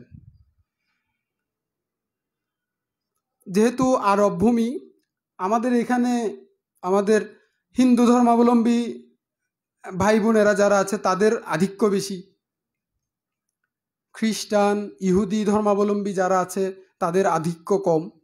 আরব অঞ্চলে আবার খ্রিস্টান ইহুদি ধর্মাবলম্বী যারা আছে তাদের আধিক্য বেশি, হিন্দু ধর্মাবলম্বী বৌদ্ধ ধর্মাবলম্বী যারা আছে তাদের আধিক্য কম। এখানে যেরকম ভিন্ন ধর্মাবলম্বী যারা আছে তারা যেভাবে মাইজভান্ডার দরবার শরীফে আসে এবং তাদের আসার পথটি উন্মুক্ত রয়েছে, একইভাবে হুজুর গৌসে পাক শাহজাহান বাগদাদের দরবারেও ভিন্ন ধর্মাবলম্বী যারা ছিলেন তারা আসতেন এবং তাদের জন্য এই আশাটা অবারিত ছিল। এটির প্রমাণ কি? বাহজাতুল আসরার, ওই হুজুর গৌসে পাকের অতি নির্ভরযোগ্য যে জীবনীগুলো আছে, ওই জীবনীগুলোর মধ্যে অন্যতম একটি হচ্ছে বাহজাতুল আসরার। এই কিতাবের মধ্যে আছে ওনার মজলিসের মধ্যে খ্রিস্টানরা ছিল, বসতেন, এমনকি খ্রিস্টান পাদ্রীরাও বসতেন। তাহলে আমাদের একটা কনসেপ্ট ক্লিয়ার হয়ে গেল যে জাতি, ধর্ম, বর্ণ নির্বিশেষে আগমন করাটা এটি হচ্ছে আল্লাহর আউলিয়ায়ে কেরামের দরবারের বৈশিষ্ট্য। তারপরে এই যে ভিন্ন ধর্মাবলম্বী যারা আছে, অনেকেই প্রশ্ন করে তারা যদি দরবারে যায় তাহলে তাদের কি লাভ? তাদের কি লাভ সেটিও হুজুর গৌসে পাক শাহজাহান বাগদাদ বলেছেন। ফতহুর রব্বানি উনার কিতাব ফতহুর রব্বানিতে উনি বলছেন, খুদার বন্ধুদের সাহচর্য গ্রহণ করো, খুদার বন্ধুদের সাহচর্য গ্রহণ করো। তারা যার প্রতি নজর দেন, দৃষ্টি দেন, তার জীবন, তার রুহানি জীবন আরম্ভ হয়। সে ইহুদি, নাসারা এবং মাজুসিও যদি হয়, তার উরুজিয়ত হাসিল হয়, রুহানি জীবনের সূচনা ঘটে। তাহলে এ ধরনের প্রশ্ন করার কোনো সুযোগ নেই। হিন্দু ধর্মাবলম্বী, বৌদ্ধ ধর্মাবলম্বী, ভিন্ন ধর্মাবলম্বী যারা আছে তারা দরবারে গিয়ে কি করবে? তাদের কাজ কি সেখানে? আমরা মুসলমান যারা আছি আমরা সেখানে জিয়ারত, না হয় জিয়ারতই করলাম, কিন্তু ভিন্ন ধর্মাবলম্বী যারা আছে তারা কি করবে সেখানে? তাদের কি লাভ হবে? তাহলে সেটিরও উত্তর হুজুর গৌসে পাক শাহজাহান বাগদাদ দিয়েছেন। অর্থাৎ আল্লাহর অলিদের দরবার সকলের জন্য উন্মুক্ত। তাদের দরবারে গেলে সকলের ফায়দা হাসিল হয়, উপকারিতা আছে, সকলের উপকারিতা আছে। যারা মুসলমান তাদের ঈমান আরো সুদৃঢ় হয়, আর ভিন্ন ধর্মাবলম্বী যারা আছে তাদেরও রুহানি জীবনের সূচনা ঘটে। কে বলেছেন? হুজুর গৌসে পাক বলেছেন।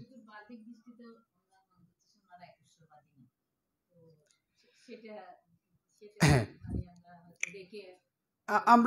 আমরা হয়তোবা আমাদেরকে বিবেচনা করতে হবে ওনাদের ধর্মগ্রন্থ যেইগুলো আছে সেই গ্রন্থগুলো কি বলে। আপনি দেখেন,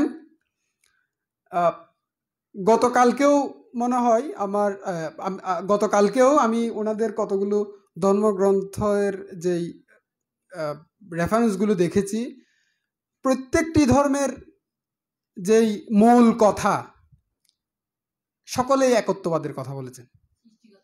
সৃষ্টিকর্তা একজন আছেন, একশ্বরবাদের কথা বলেছেন প্রত্যেকেই। সুতরাং এই জায়গায় তো আসলে আমাদের সাথেও মিল, ওই জায়গা থেকেই তাওহিদে আদিয়ানের কথা এসেছে। মাইজভান্ডারী তরিকার যেটি মূল আহ্বান বলা হয়েছে, তাওহিদে আদিয়ানের কথা এসেছে ওই জায়গা থেকে। প্রত্যেক ধর্মের মাঝে এই যে স্রষ্টার তাওহিদ নিয়ে আল্লাহর একত্ববাদের যেই বিষয়টি আছে, সেই জায়গায় সকলেই এক, সকলের মতামত হচ্ছে এক। এটি পবিত্র কোরআনের মধ্যেও কিভাবে এসেছে, এই যে কুল, এটি সূরা আলী ইমরানের 64 নম্বর আয়াতের মধ্যে এসেছে। উল ইয়া আহলাল কিতাব তাআলাউ ইলা কালিমাতিন সাওয়াইম বাইনানা ওয়া বাইনাকুম আল্লা না'বুদা ইল্লাল্লাহ। হে আহলে কিতাবীরা, আসো আমরা সেই কথার মধ্যে একমত হই যা আমাদের এবং তোমাদের ক্ষেত্রে একই। সেটি কি? সেটি হচ্ছে আমরা আল্লাহ ছাড়া কারো ইবাদত করব না। অর্থাৎ আল্লাহর যে ওয়াহদানিয়ত, আল্লাহর যেই একত্ববাদ, ওই প্রশ্নে সকলেই এক। অন্য আয়াতে এসেছে ওয়া ইলাহুনা ওয়া ইলাহুকুম ওয়াহিদুন, আমাদের ইলাহ এবং তোমাদের ইলাহ তো এক। সুতরাং এই যে আচারগত যেই বিষয়গুলো রয়েছে সেগুলোর মধ্যে পার্থক্য আছে, কিন্তু স্রষ্টার ক্ষেত্রে, আল্লাহর ক্ষেত্রে, আল্লাহর ওয়াহদানিয়তের ক্ষেত্রে সকলের যেই মৌলিক অবস্থান যে একটি, সেই জায়গায় সকলকে শান্তিপূর্ণ সহাবস্থান নিশ্চিত করার জন্য সকলেই একত্রিত হয়ে একে অপরের প্রতি কোনো ধরনের বিদ্বেষ না রাখা, শান্তিপূর্ণ সমাজ বিনির্মাণের স্বার্থে, সেই বিষয়টির সামনে রেখেই মূলত তাওহিদে আদিয়ানের ডাক দেওয়া হয়েছে, যেটি মাইজভান্ডারী যেই ফিলোসফি, এই মাইজভান্ডারী ফিলোসফির মৌলিক একটি আহ্বান। যাই হোক, আমি যথেষ্ট সময় নিয়েছি।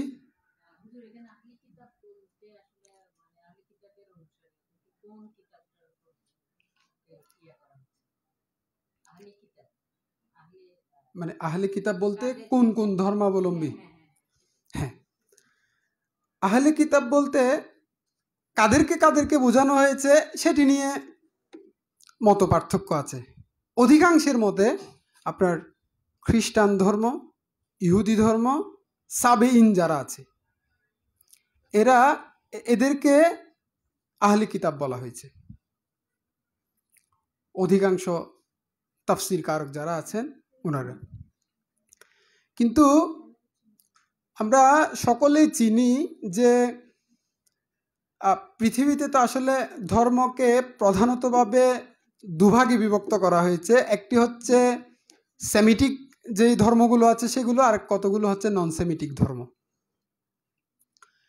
তো সেমিটিক যেই ধর্মগুলো সেগুলো হচ্ছে এই যে আব্রাহামিক ধর্ম বলা হয় এগুলোকে, ইহুদি, খ্রিস্টান, তারপর হচ্ছে মুসলমান, এরা হচ্ছে আব্রাহামিক ধর্ম। আর নন সেমিটিক যারা আছে সে জায়গায় আমাদের এই ভারতীয় উপমহাদেশে যে ধর্মগুলো আছে, হিন্দু, তারপরে হচ্ছে বৌদ্ধ, আর আরও যেই ধর্মগুলো আছে এগুলো হচ্ছে নন সেমিটিক। তো অনেকেই বলেছেন, যেমন একজনের নাম তো উল্লেখ করতেই পারি, যে সানাউল্লাহ পানিপতি রহমতুল্লাহ আলাই, কাজী সানাউল্লাহ পানিপতি রহমতুল্লাহ আলাই, উনি তফসিরে মাজহারির লেখক। ওনার যিনি পীর সাহেব, ওনার পীর সাহেব মাজহারে জানান ওনার নাম, এবং তাফসিরে মাজহারি এই বইটি ওনার পীরের নিসবতেই এই তাফসির গ্রন্থটির নাম উনি মাজহারি লিখেছেন, নাম দিয়েছেন।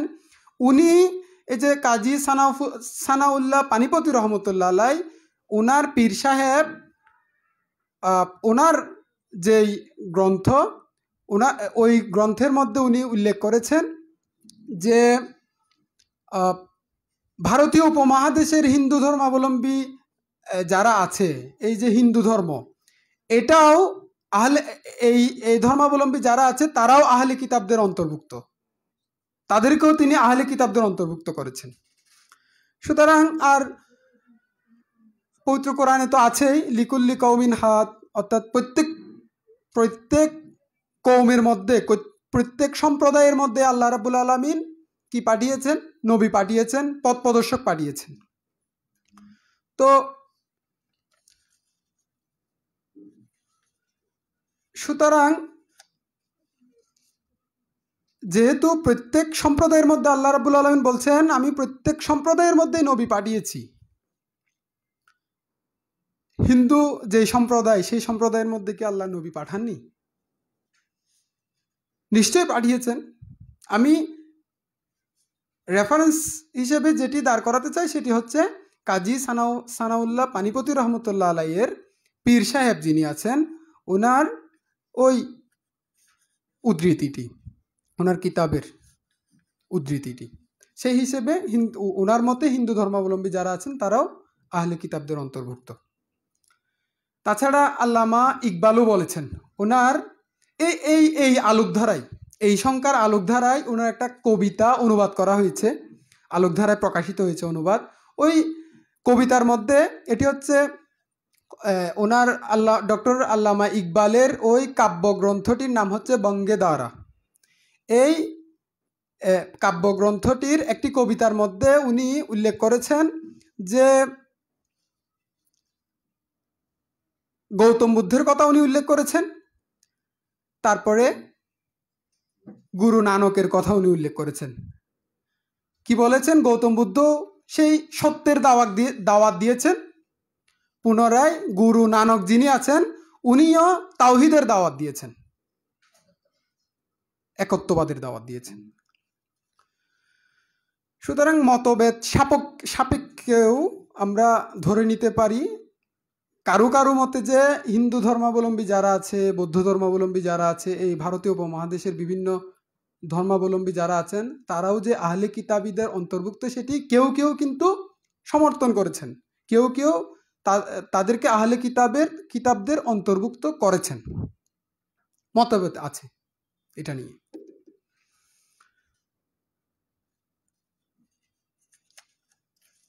যাই হোক, আজকের যেই আয়াতে কারিমাটি তালাওয়াত হয়েছে,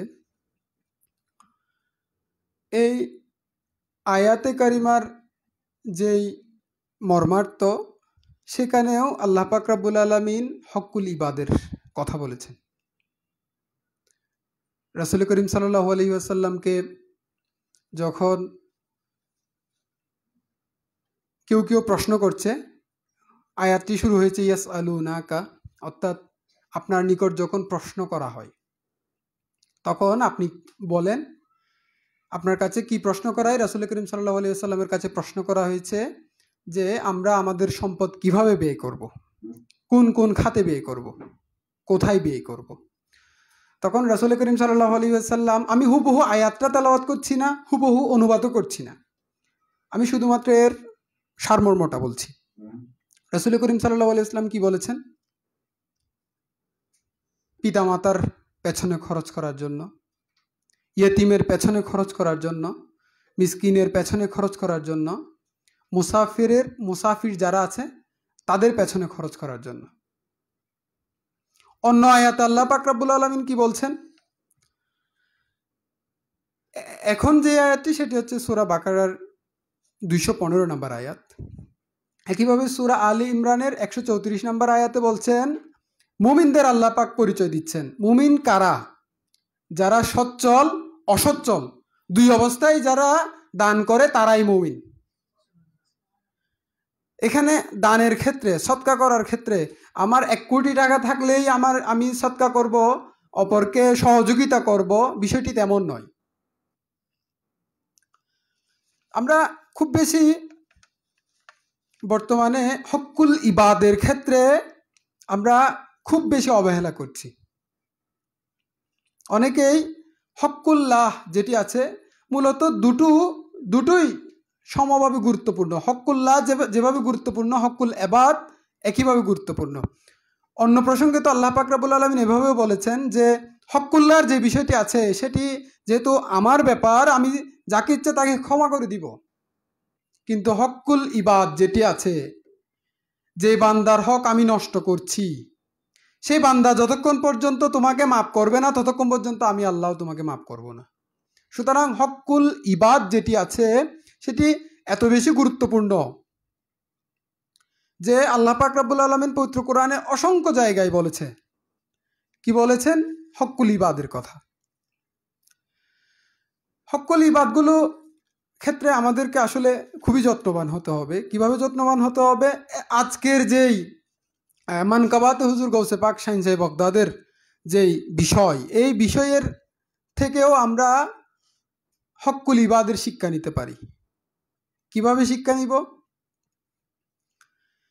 হুজুর গৌসে পাকের আব্বাজান, সুপ্রসিদ্ধ ঘটনা, আপনারা সকলেই জানেন। হুজুর গৌসে পাক শাহীন সাহেব বগদাদের আব্বাজান হজরত আবু সালেহ মুসা জঙ্গি রহমতুল্লাহি আলাই, তিনি যখন শাদী করেন নাই তখন উনি একেবারে ক্ষুধার্ত অবস্থায় যখন চলছেন, তখন নদী দিয়ে একটি আপেল ভেসে আসছিল। এই নদী দিয়ে যখন একটি আপেল ভেসে আসছিল, ওনার পেটেও খিদা আছে, উনি আপেলটা নিলেন, নেওয়ার পরে উনি খেলেন, ক্ষুধা নিবারণ করলেন। ক্ষুধা নিবারণ করার পর উনি হঠাৎ করে চিন্তা করলেন, এই আপেলটি যে ভেসে আসছে এটি কার আপেল? এটির অধিকারী, এটির মালিক কে? ওনার কাছে সেই বিষয়টি উনি চিন্তা করতে লাগলেন। চিন্তা করতে করতে উনি এর মালিকের সন্ধানে গিয়ে ওই মালিকের কাছে গেলেন। এর যেই পরবর্তী ঘটনাগুলো আপনারা সকলে জানেন, যে মালিকের কাছে গিয়ে ওই ফলের দেওনা মিঠাতে গিয়ে উনি দীর্ঘদিন সেখানে যে কাজ করেছেন, এর পরবর্তীতে সেখান থেকে ওনার শাদী হয়েছে। শাদী হওয়ার পরে হুজুর গৌসে পাক শাহীন সাহেব বগদাদ এসেছেন। এখানে গুরুত্বপূর্ণ হচ্ছে এই যে একটি আপেলও উনি যে পথে পড়ে আছে সে বা নদী দিয়ে ভেসে যাচ্ছে, সেটি কার? সেটি উনি চিন্তা করেছেন। কারো হক নষ্ট করেছে কিনা সেটি চিন্তা করেছেন। এখন আপনারা দেখবেন এই যে এই আয়াতের যেই কথাগুলো আছে সেখানেও দেখবেন এতিমের সম্পদ, আমরা এতিমের প্রতি শুধুমাত্র এতিমের সম্পদ ভোগ করা, সেটি যেভাবে এতিমের অধিকার থেকে এতিমকে বঞ্চিত করা, একইভাবে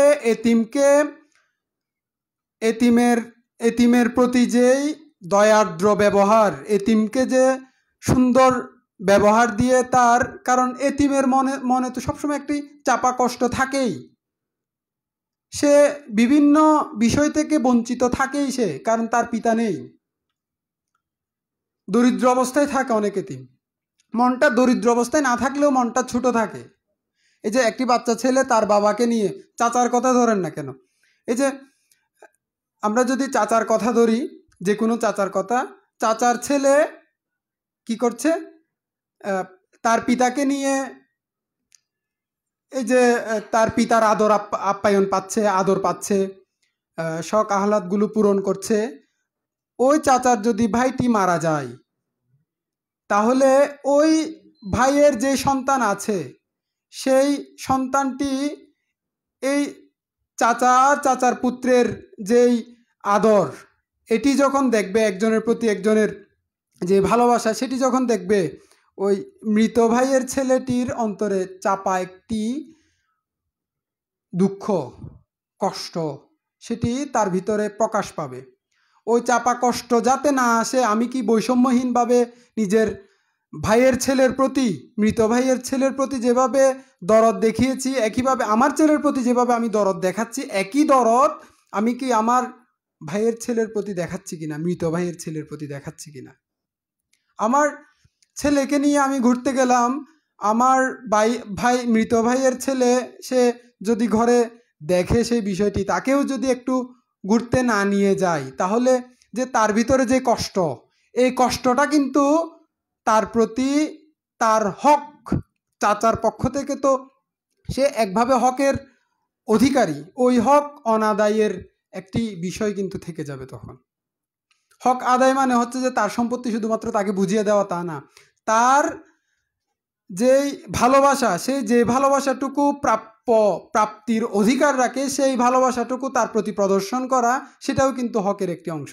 হক শুধুমাত্র মাল দিয়ে হয় না, হক কিন্তু আচার আচরণ ব্যবহার দিয়েও হয়।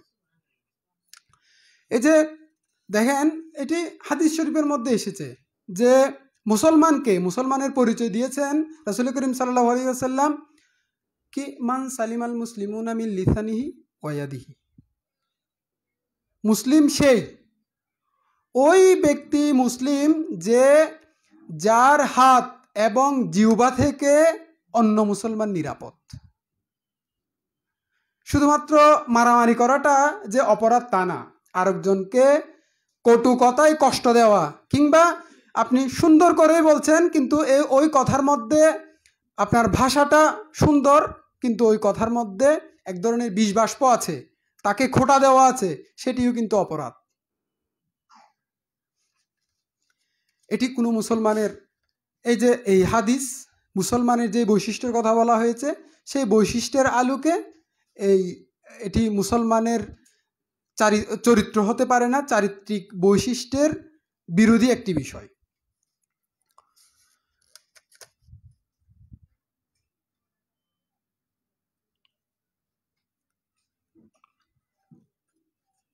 তাহলে আমাদেরকে এই যে পরচর্চা থেকে বিরত থাকতে হবে, অপর মুসলমানকে শারীরিক কষ্ট দেওয়া থেকে বিরত থাকতে হবে, অপর মুসলমানকে মানসিক কষ্ট দেওয়া, কথা দিয়ে কষ্ট দেওয়া থেকে বিরত থাকতে হবে। এটি হচ্ছে হাদিসের শিক্ষা, ইসলামের মর্মবাণী। আরও একটি বিষয় গুরুত্বপূর্ণ যে আমি একজন মুসলমান নিজের জন্য যা পছন্দ করে, অপর মুসলমানের জন্য তা পছন্দ করা।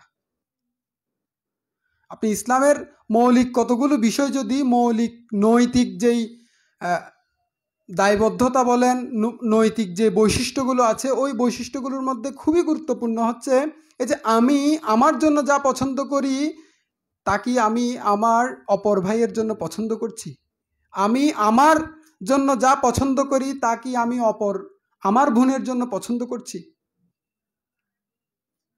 আমি আমার জন্য যা খারাপ বিবেচনা করি তা কি আমার অপর বোনের ওই খারাপটা থেকে বিরত থাক, ওই খারাপ বিষয়টি তাকে যাতে নাগাল না পাক তার, সেটি কি আমি চিন্তা করছি? আমি আমার জন্য যা খারাপ মনে করি, যা আমি কামনা করি না, তা আমার বোনের জন্য আমি কামনা না করা, সেটি হচ্ছে ইসলামের মৌলিক কথা, মূল শিক্ষা। এই বিষয়গুলো আমরা, এই যে মা বোনেরা এখানে সামনে আছেন, শুধুমাত্র মা বোনদের জন্য আচরণীয় বিষয় তা না, শুধুমাত্র পুরুষদের জন্য আচরণীয় বিষয় তাও না, এটি একইভাবে মা বোনদের জন্য প্রযোজ্য, আবার ভাই যারা আছে, পিতা মাতা যারা আছে, সকলের জন্য, পিতা চাচা যারা আছে সকলের জন্য, পুরুষদের জন্য প্রযোজ্য, নারীদের জন্য প্রযোজ্য। আমরা প্রায় শেষ পর্যায়ে, আলোচনার একেবারে শেষের দিকে চলে এসেছি।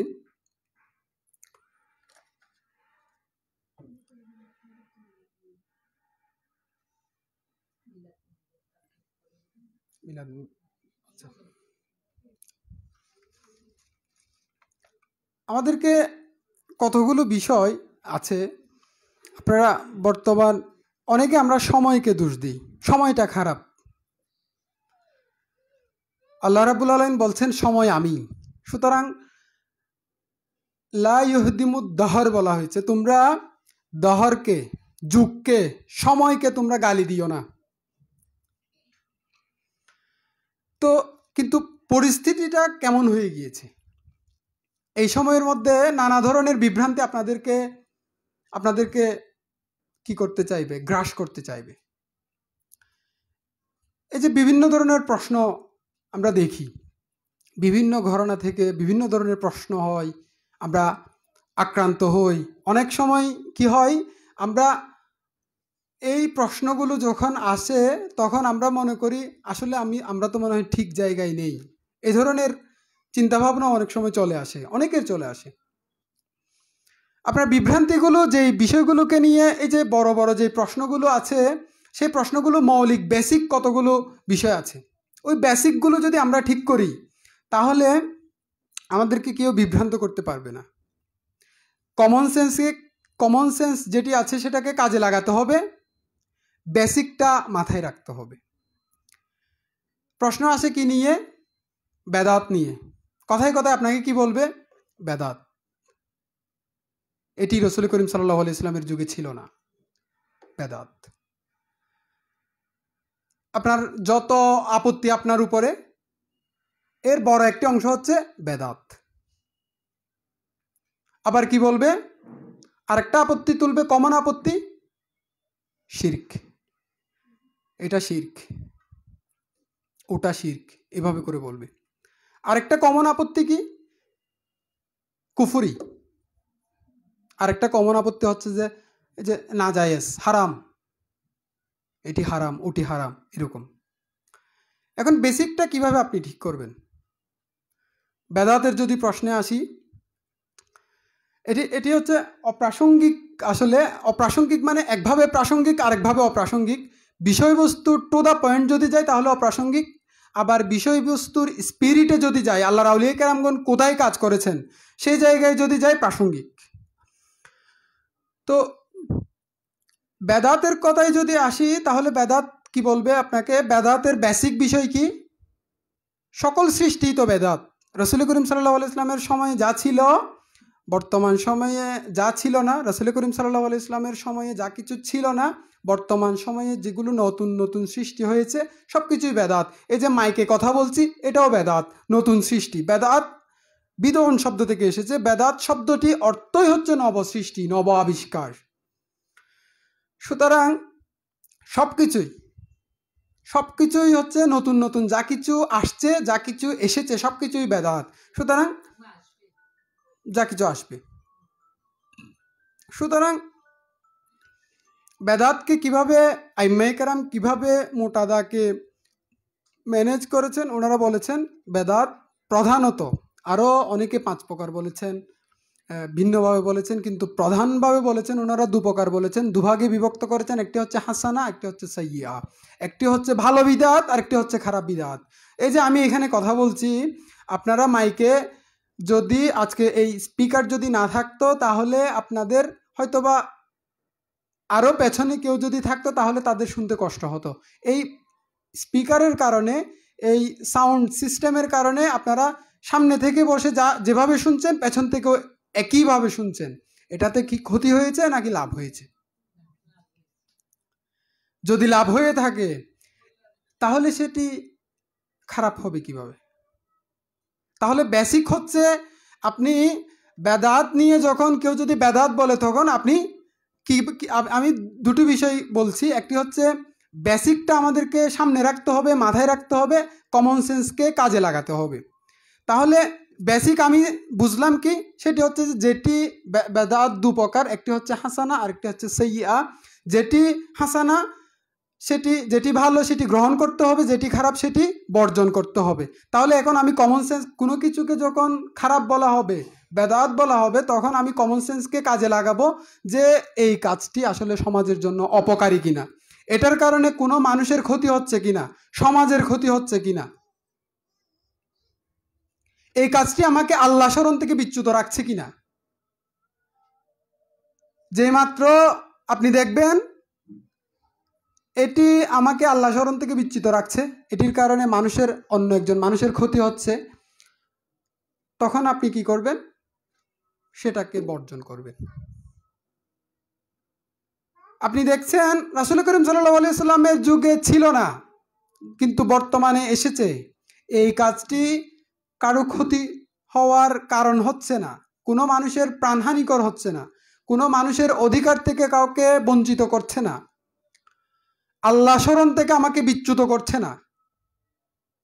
সেটা কেউ যদি বিদআত বলে তাহলে আপনি বলবেন এটি, আপনি কেউ না মানুক অন্তত পক্ষে আপনি আপনার কমন সেন্সকে কাজে লাগিয়ে আপনি চিন্তা করে নেবেন এটি হচ্ছে হাসানা বিদআত, সুতরাং এটাতে কোনো ধরনের ক্ষতি নেই,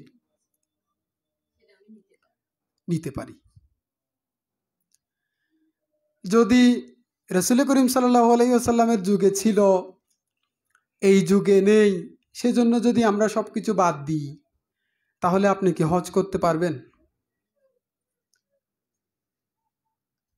হজে যাওয়ার জন্য পবিত্র কোরআনে নির্দেশ দেওয়া হয়েছে উটের পিঠে করে অথবা হেঁটে। এখন এই সময় এসে আপনার প্লেন যেখানে আবিষ্কার হয়ে গিয়েছে, আপনি 6 ঘন্টায় যেখানে সৌদি আরবে পৌঁছে যাচ্ছেন, সেখানে কি আপনি সারা বছর হেঁটে হেঁটে যাওয়া সম্ভব? বর্তমান যে পরিস্থিতি, এখন তো অসম্ভব ব্যাপার। তাহলে এই যে প্লেনে করে হজে যাওয়া, আপনাকে যদি বেদাতের কথা বলে তাহলে এটি ফতোয়াতেই থেকে যাবে, মানুষ গ্রহণ করবে না। এটি শুধুমাত্র আমি বেদাতের কথা বলছি। এই কমন সেন্স যেটি আছে সেটি আমাদেরকে কাজে লাগাতে হবে। এটি যদি আমরা কাজে লাগাই, আমি দুটো বিষয়ের কথা বলছি। আমি হয়তোবা অন্য কোনো দিন এই যে শিরক, তারপর হচ্ছে যে হারাম, তারপর হচ্ছে যে কুফর, এই যে কাফেরের যে তকমা দেওয়া হচ্ছে, সেটি কোনো একদিন সুযোগ হলে ওই বেসিকটা নিয়ে কথা বলবো। আসলে আজকে যেহেতু আজান হচ্ছে, এই মুহূর্তে আর না বলাই আলোচনাও দীর্ঘক্ষণ হচ্ছে, সেই হিসেবে শুধুমাত্র বেদাতের যেটি বলছি, বেদাতের ক্ষেত্রে আমরা বেসিক কাজে লাগাবো আর হচ্ছে কমন সেন্সকে কাজে লাগাবো। এদিক সেদিক আসলে তাকানোর সুযোগ নেই। আপনারা সকলেই ভাগ্যবান। কেন ভাগ্যবান? এই যে আমরা হুজুর গাউসুল আজম মাইজ ভান্ডারীর যেই তরিকা, দর্শন, আশ্রয়স্থল, যেটি হুজুর গাউসুল আজম মাইজ ভান্ডারীর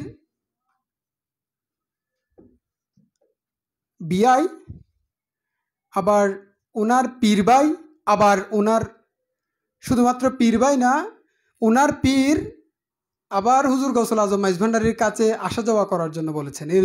এইরকম একজন সত্তা হযরত মসিউল্লাহ মির্জাপুরী রহমতুল্লাহ আলাইহি, উনি কি বলেছেন? এই যে আখেরি জমানার মধ্যে উম্মতে মুহাম্মদীর নিরাপদ আশ্রয়স্থল হচ্ছে মাইজ ভান্ডার দরবার শরীফ।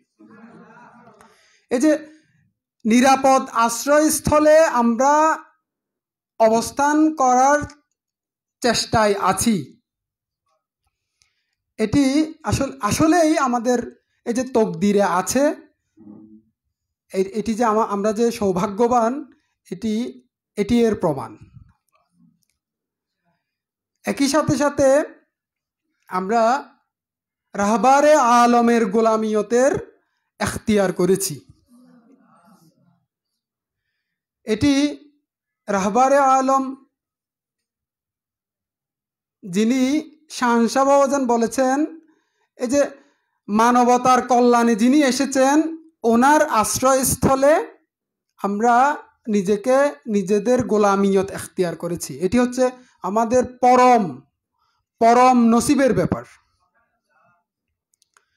তো এটি এই শুকরিয়া আদায় আল্লাহ রাব্বুল আলামিন পবিত্র কোরআনের মধ্যে বলেছেন, এই যে আমাদের কবরের মধ্যে প্রশ্ন হবে, যে 3টি প্রশ্ন হবে, মান রাব্বুকা ওমা দীনুকা ওমা কুনতা তাকুলু ফি হাযার রাজুল। এই প্রশ্নগুলো যে হবে, নিয়ামতেরও একটি প্রশ্ন হবে। লাতুস আলুন্না ইয়ৌমাইজিন আনিন নাইম, তোমাদেরকে যে নেয়ামত দেওয়া হয়েছে ওই নেয়ামতের তোমরা কতটুকু শুকরিয়া জ্ঞাপন করেছ তার ব্যাপারে প্রশ্ন করা হবে।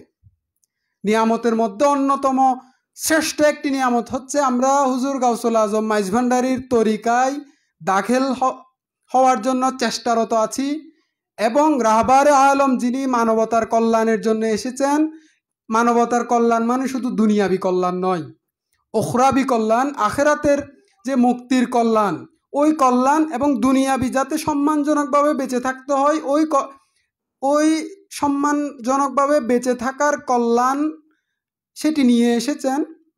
ওই কল্যাণের আমরা কতটুকু শুকরিয়া আদায় করতে পারছি সে বিষয়ে কিন্তু আমাদেরকে প্রশ্ন করা হবে।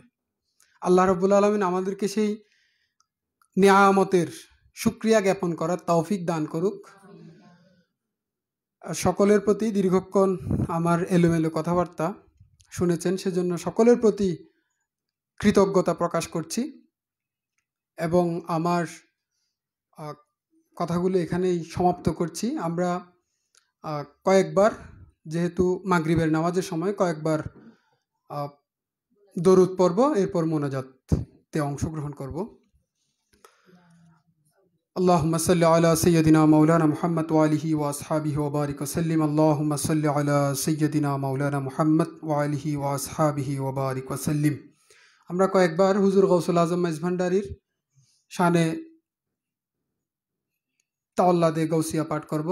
सद मरहबा सल्ले अला गौसे खुदा पैदा हुए जाने जहाँ ओ के बिलाए अहले सफ़ा पैदा हुए। सद मरहबा सल्ले अला गौसे खुदा पैदा हुए जाने जहाँ वो के बिलाए अहले सफ़ा पैदा हुए। अल्लाहुम्मा आमीन। अल्लाहुम्मा आमीन। रब्बना ज़लमना अनफुसना व इल्लम तग़फिर लना व तरहमना लनकूनन्ना मिनल खासिरीन। रब्बना फ़ग़फिर लना ज़ुनूबना व कफ़िर अन्ना सय्यआतिना व तवफ़्फ़ना मअल अबरार। मौला करीम, আমরা কতিপয় গুনাহগার বান্দারা মৌলা হুজুর গৌসে পাক শাহেনশাহ বাগদাদ পীর মীর মুহিউদ্দিন আব্দুল কাদের জিলানী কদ্দাসাল্লাহুল বারি এর পবিত্র ফাতেহায়ে ইয়াজদাহমকে সামনে রেখে মৌলা আমরা কতিপয় গুনাহগারেরা আপনার যে কুদরতের তাজকেরা, নবী আউলিয়া কেরামগণের তাজকেরা করার চেষ্টা করেছি। বিশেষত মৌলা হুজুর গৌসে পাক শাহেনশাহ বাগদাদের তাজকেরা এবং হুজুর গৌসুল আজম মাইজ ভান্ডারীর তাজকেরা করার যে চেষ্টা করেছি মৌলা, এ সকল কিছুর ভুল ত্রুটি ক্ষমা করে মৌলা আপনার আলিশান দরবারে কবুল করে নিন মৌলা। হুজুর পূর্ণুর সৈয়দুল মুরসালিন রহমতুল্লিল আলমিন রউফুর রহিম হজরত আহমদ মুজতবা মোহাম্মদ মুস্তফা সাল্লাল্লাহু আলাইহি ওয়াসাল্লামের পবিত্র রওজে আতহারে কবুল করে নিন মৌলা। সমস্ত আম্বিয়ায়ে কেরাম, সাহাবায়ে কেরাম, উম্মাহাতুল মুমিনিন, খুলাফায়ে রাশিদিন সকলের দরবারে মৌলা কবুল করে নিন মৌলা। বিশেষত মৌলা আহলে বাইতে রসুল সাল্লাল্লাহু আলাইহি ওয়াসাল্লামের সম্মানিত সদস্যবর্গ যারা আছেন, মাওলা আলী, ইমাম হাসান, হুসাইন, মা ফাতেমাতুজ জোহরা রাদিয়াল্লাহু তাআলা আনহুমার রওজা আতহারে কবুল করে নিন মৌলা। সমস্ত সাহাবায়ে কেরাম, তাবেঈন, তবে তাবেঈন, আইম্মায়ে মুজতাহিদিন, মুতাকদ্দিমিন, মুতাআখিরিনের দরবারে পাকে কবুল করে নিন মৌলা। হুজুর গৌসে পাক শাহেনশাহ বাগদাদ পীর মীর মুহিউদ্দিন আব্দুল কাদের জিলানী কদ্দাসাল্লাহুল বারি রওজা আতহারে কবুল করে নিন। হযরত খ্বাজা খ্বাজাগান খ্বাজা মুহিউদ্দিন চিশতি হাসান সঞ্জিরি কদ্দাসাল্লাহুল বারি রওজা আতহারে কবুল করে নিন মৌলা। मतलुबुत तालिबीन, जुब्दतुल आरिफीन, रूहुल आशिकीन, फना फिल्ला बका बिल्ला, हाजत रवा मुश्किल खुशा, फर्दुल अफराद, खातमुल औलिया, हुजूर गौसुल आज़म शेख अब्दुल कादिर शेख अहमदुल्लाह मइज भांडारी कद्दसल्लाहुल बारी रौज़े अतहारे कबूल करे नीन। यूसुफ सानी जमाल मुस्तफ़ा हज़रत शाह सूफ़ी सैयद ग़ुलामुर रहमान बाबा भांडारी रौज़े अतहारे कबूल करे नीन। हज़रत फ़ैज़ुल हक फ़ानाए वासिल कद्दसल्लाहुल बारी रौज़े अतहारे कबूल करे नीन। हज़रत कुतुबुल इरशाद अमीनुल हक फ़ानाए वासिल रौज़े अतहारे कबूल करे नीन। ওসিয়া গৌসুল আজম, মাইনায় গৌসুল আজম, সুলতান গৌসুল আজম, খাদেমুল ফুকারা হজরত শাহ সুফি সৈয়দ দেলাওয়ার হুসাইন মাইজভান্ডারি কাদ্দাসাল্লাহুল বারি রওজে আতহারে কবুল করে নিন। বিশ্বলি শাহনশাহ হজরত সৈয়দ জিয়াউল হক মাইজভান্ডারি কাদ্দাসাল্লাহুল বারি রওজে আতহারে কবুল করে নিন। উম্মুল আশিকিন মা সাজেদা খাতুনের রওজে আতহারে কবুল করে নিন। উম্মুল আশিকিন মা মুনাওয়ারা বেগমের রওজে আতহারে কবুল করে নিন। মাওলা, আমাদের যত ধরনের ফরিয়াদ আছে মাওলা, আমাদের অন্তরের যে মনোবেদনা আছে মাওলা, সব কিছু মাওলা আমাদের প্রাণপতি মুর্শিদ রাহবারে আলমের কদমে মাওলা ইখতিয়ার করছি মাওলা। আমাদের সকল সমস্যার সমাধান করে দিন মাওলা। আমরা যাতে হুজুর গৌসুল আজম মাইজভান্ডারির তরিকা দর্শনের আলোকে নিজেদের জীবনযাপন গড়তে পারি মাওলা। রাহবারে আলমের গোলামিয়তের যেই হক, সেই হক আদায় করতে পারি। রাহবারে আলমের গোলাম হিসেবে নিজেদেরকে যোগ্য মর্যাদায় আসীন করতে পারি মাওলা, সেই তৌফিক দান করুন মাওলা। আমাদেরকে মাওলা,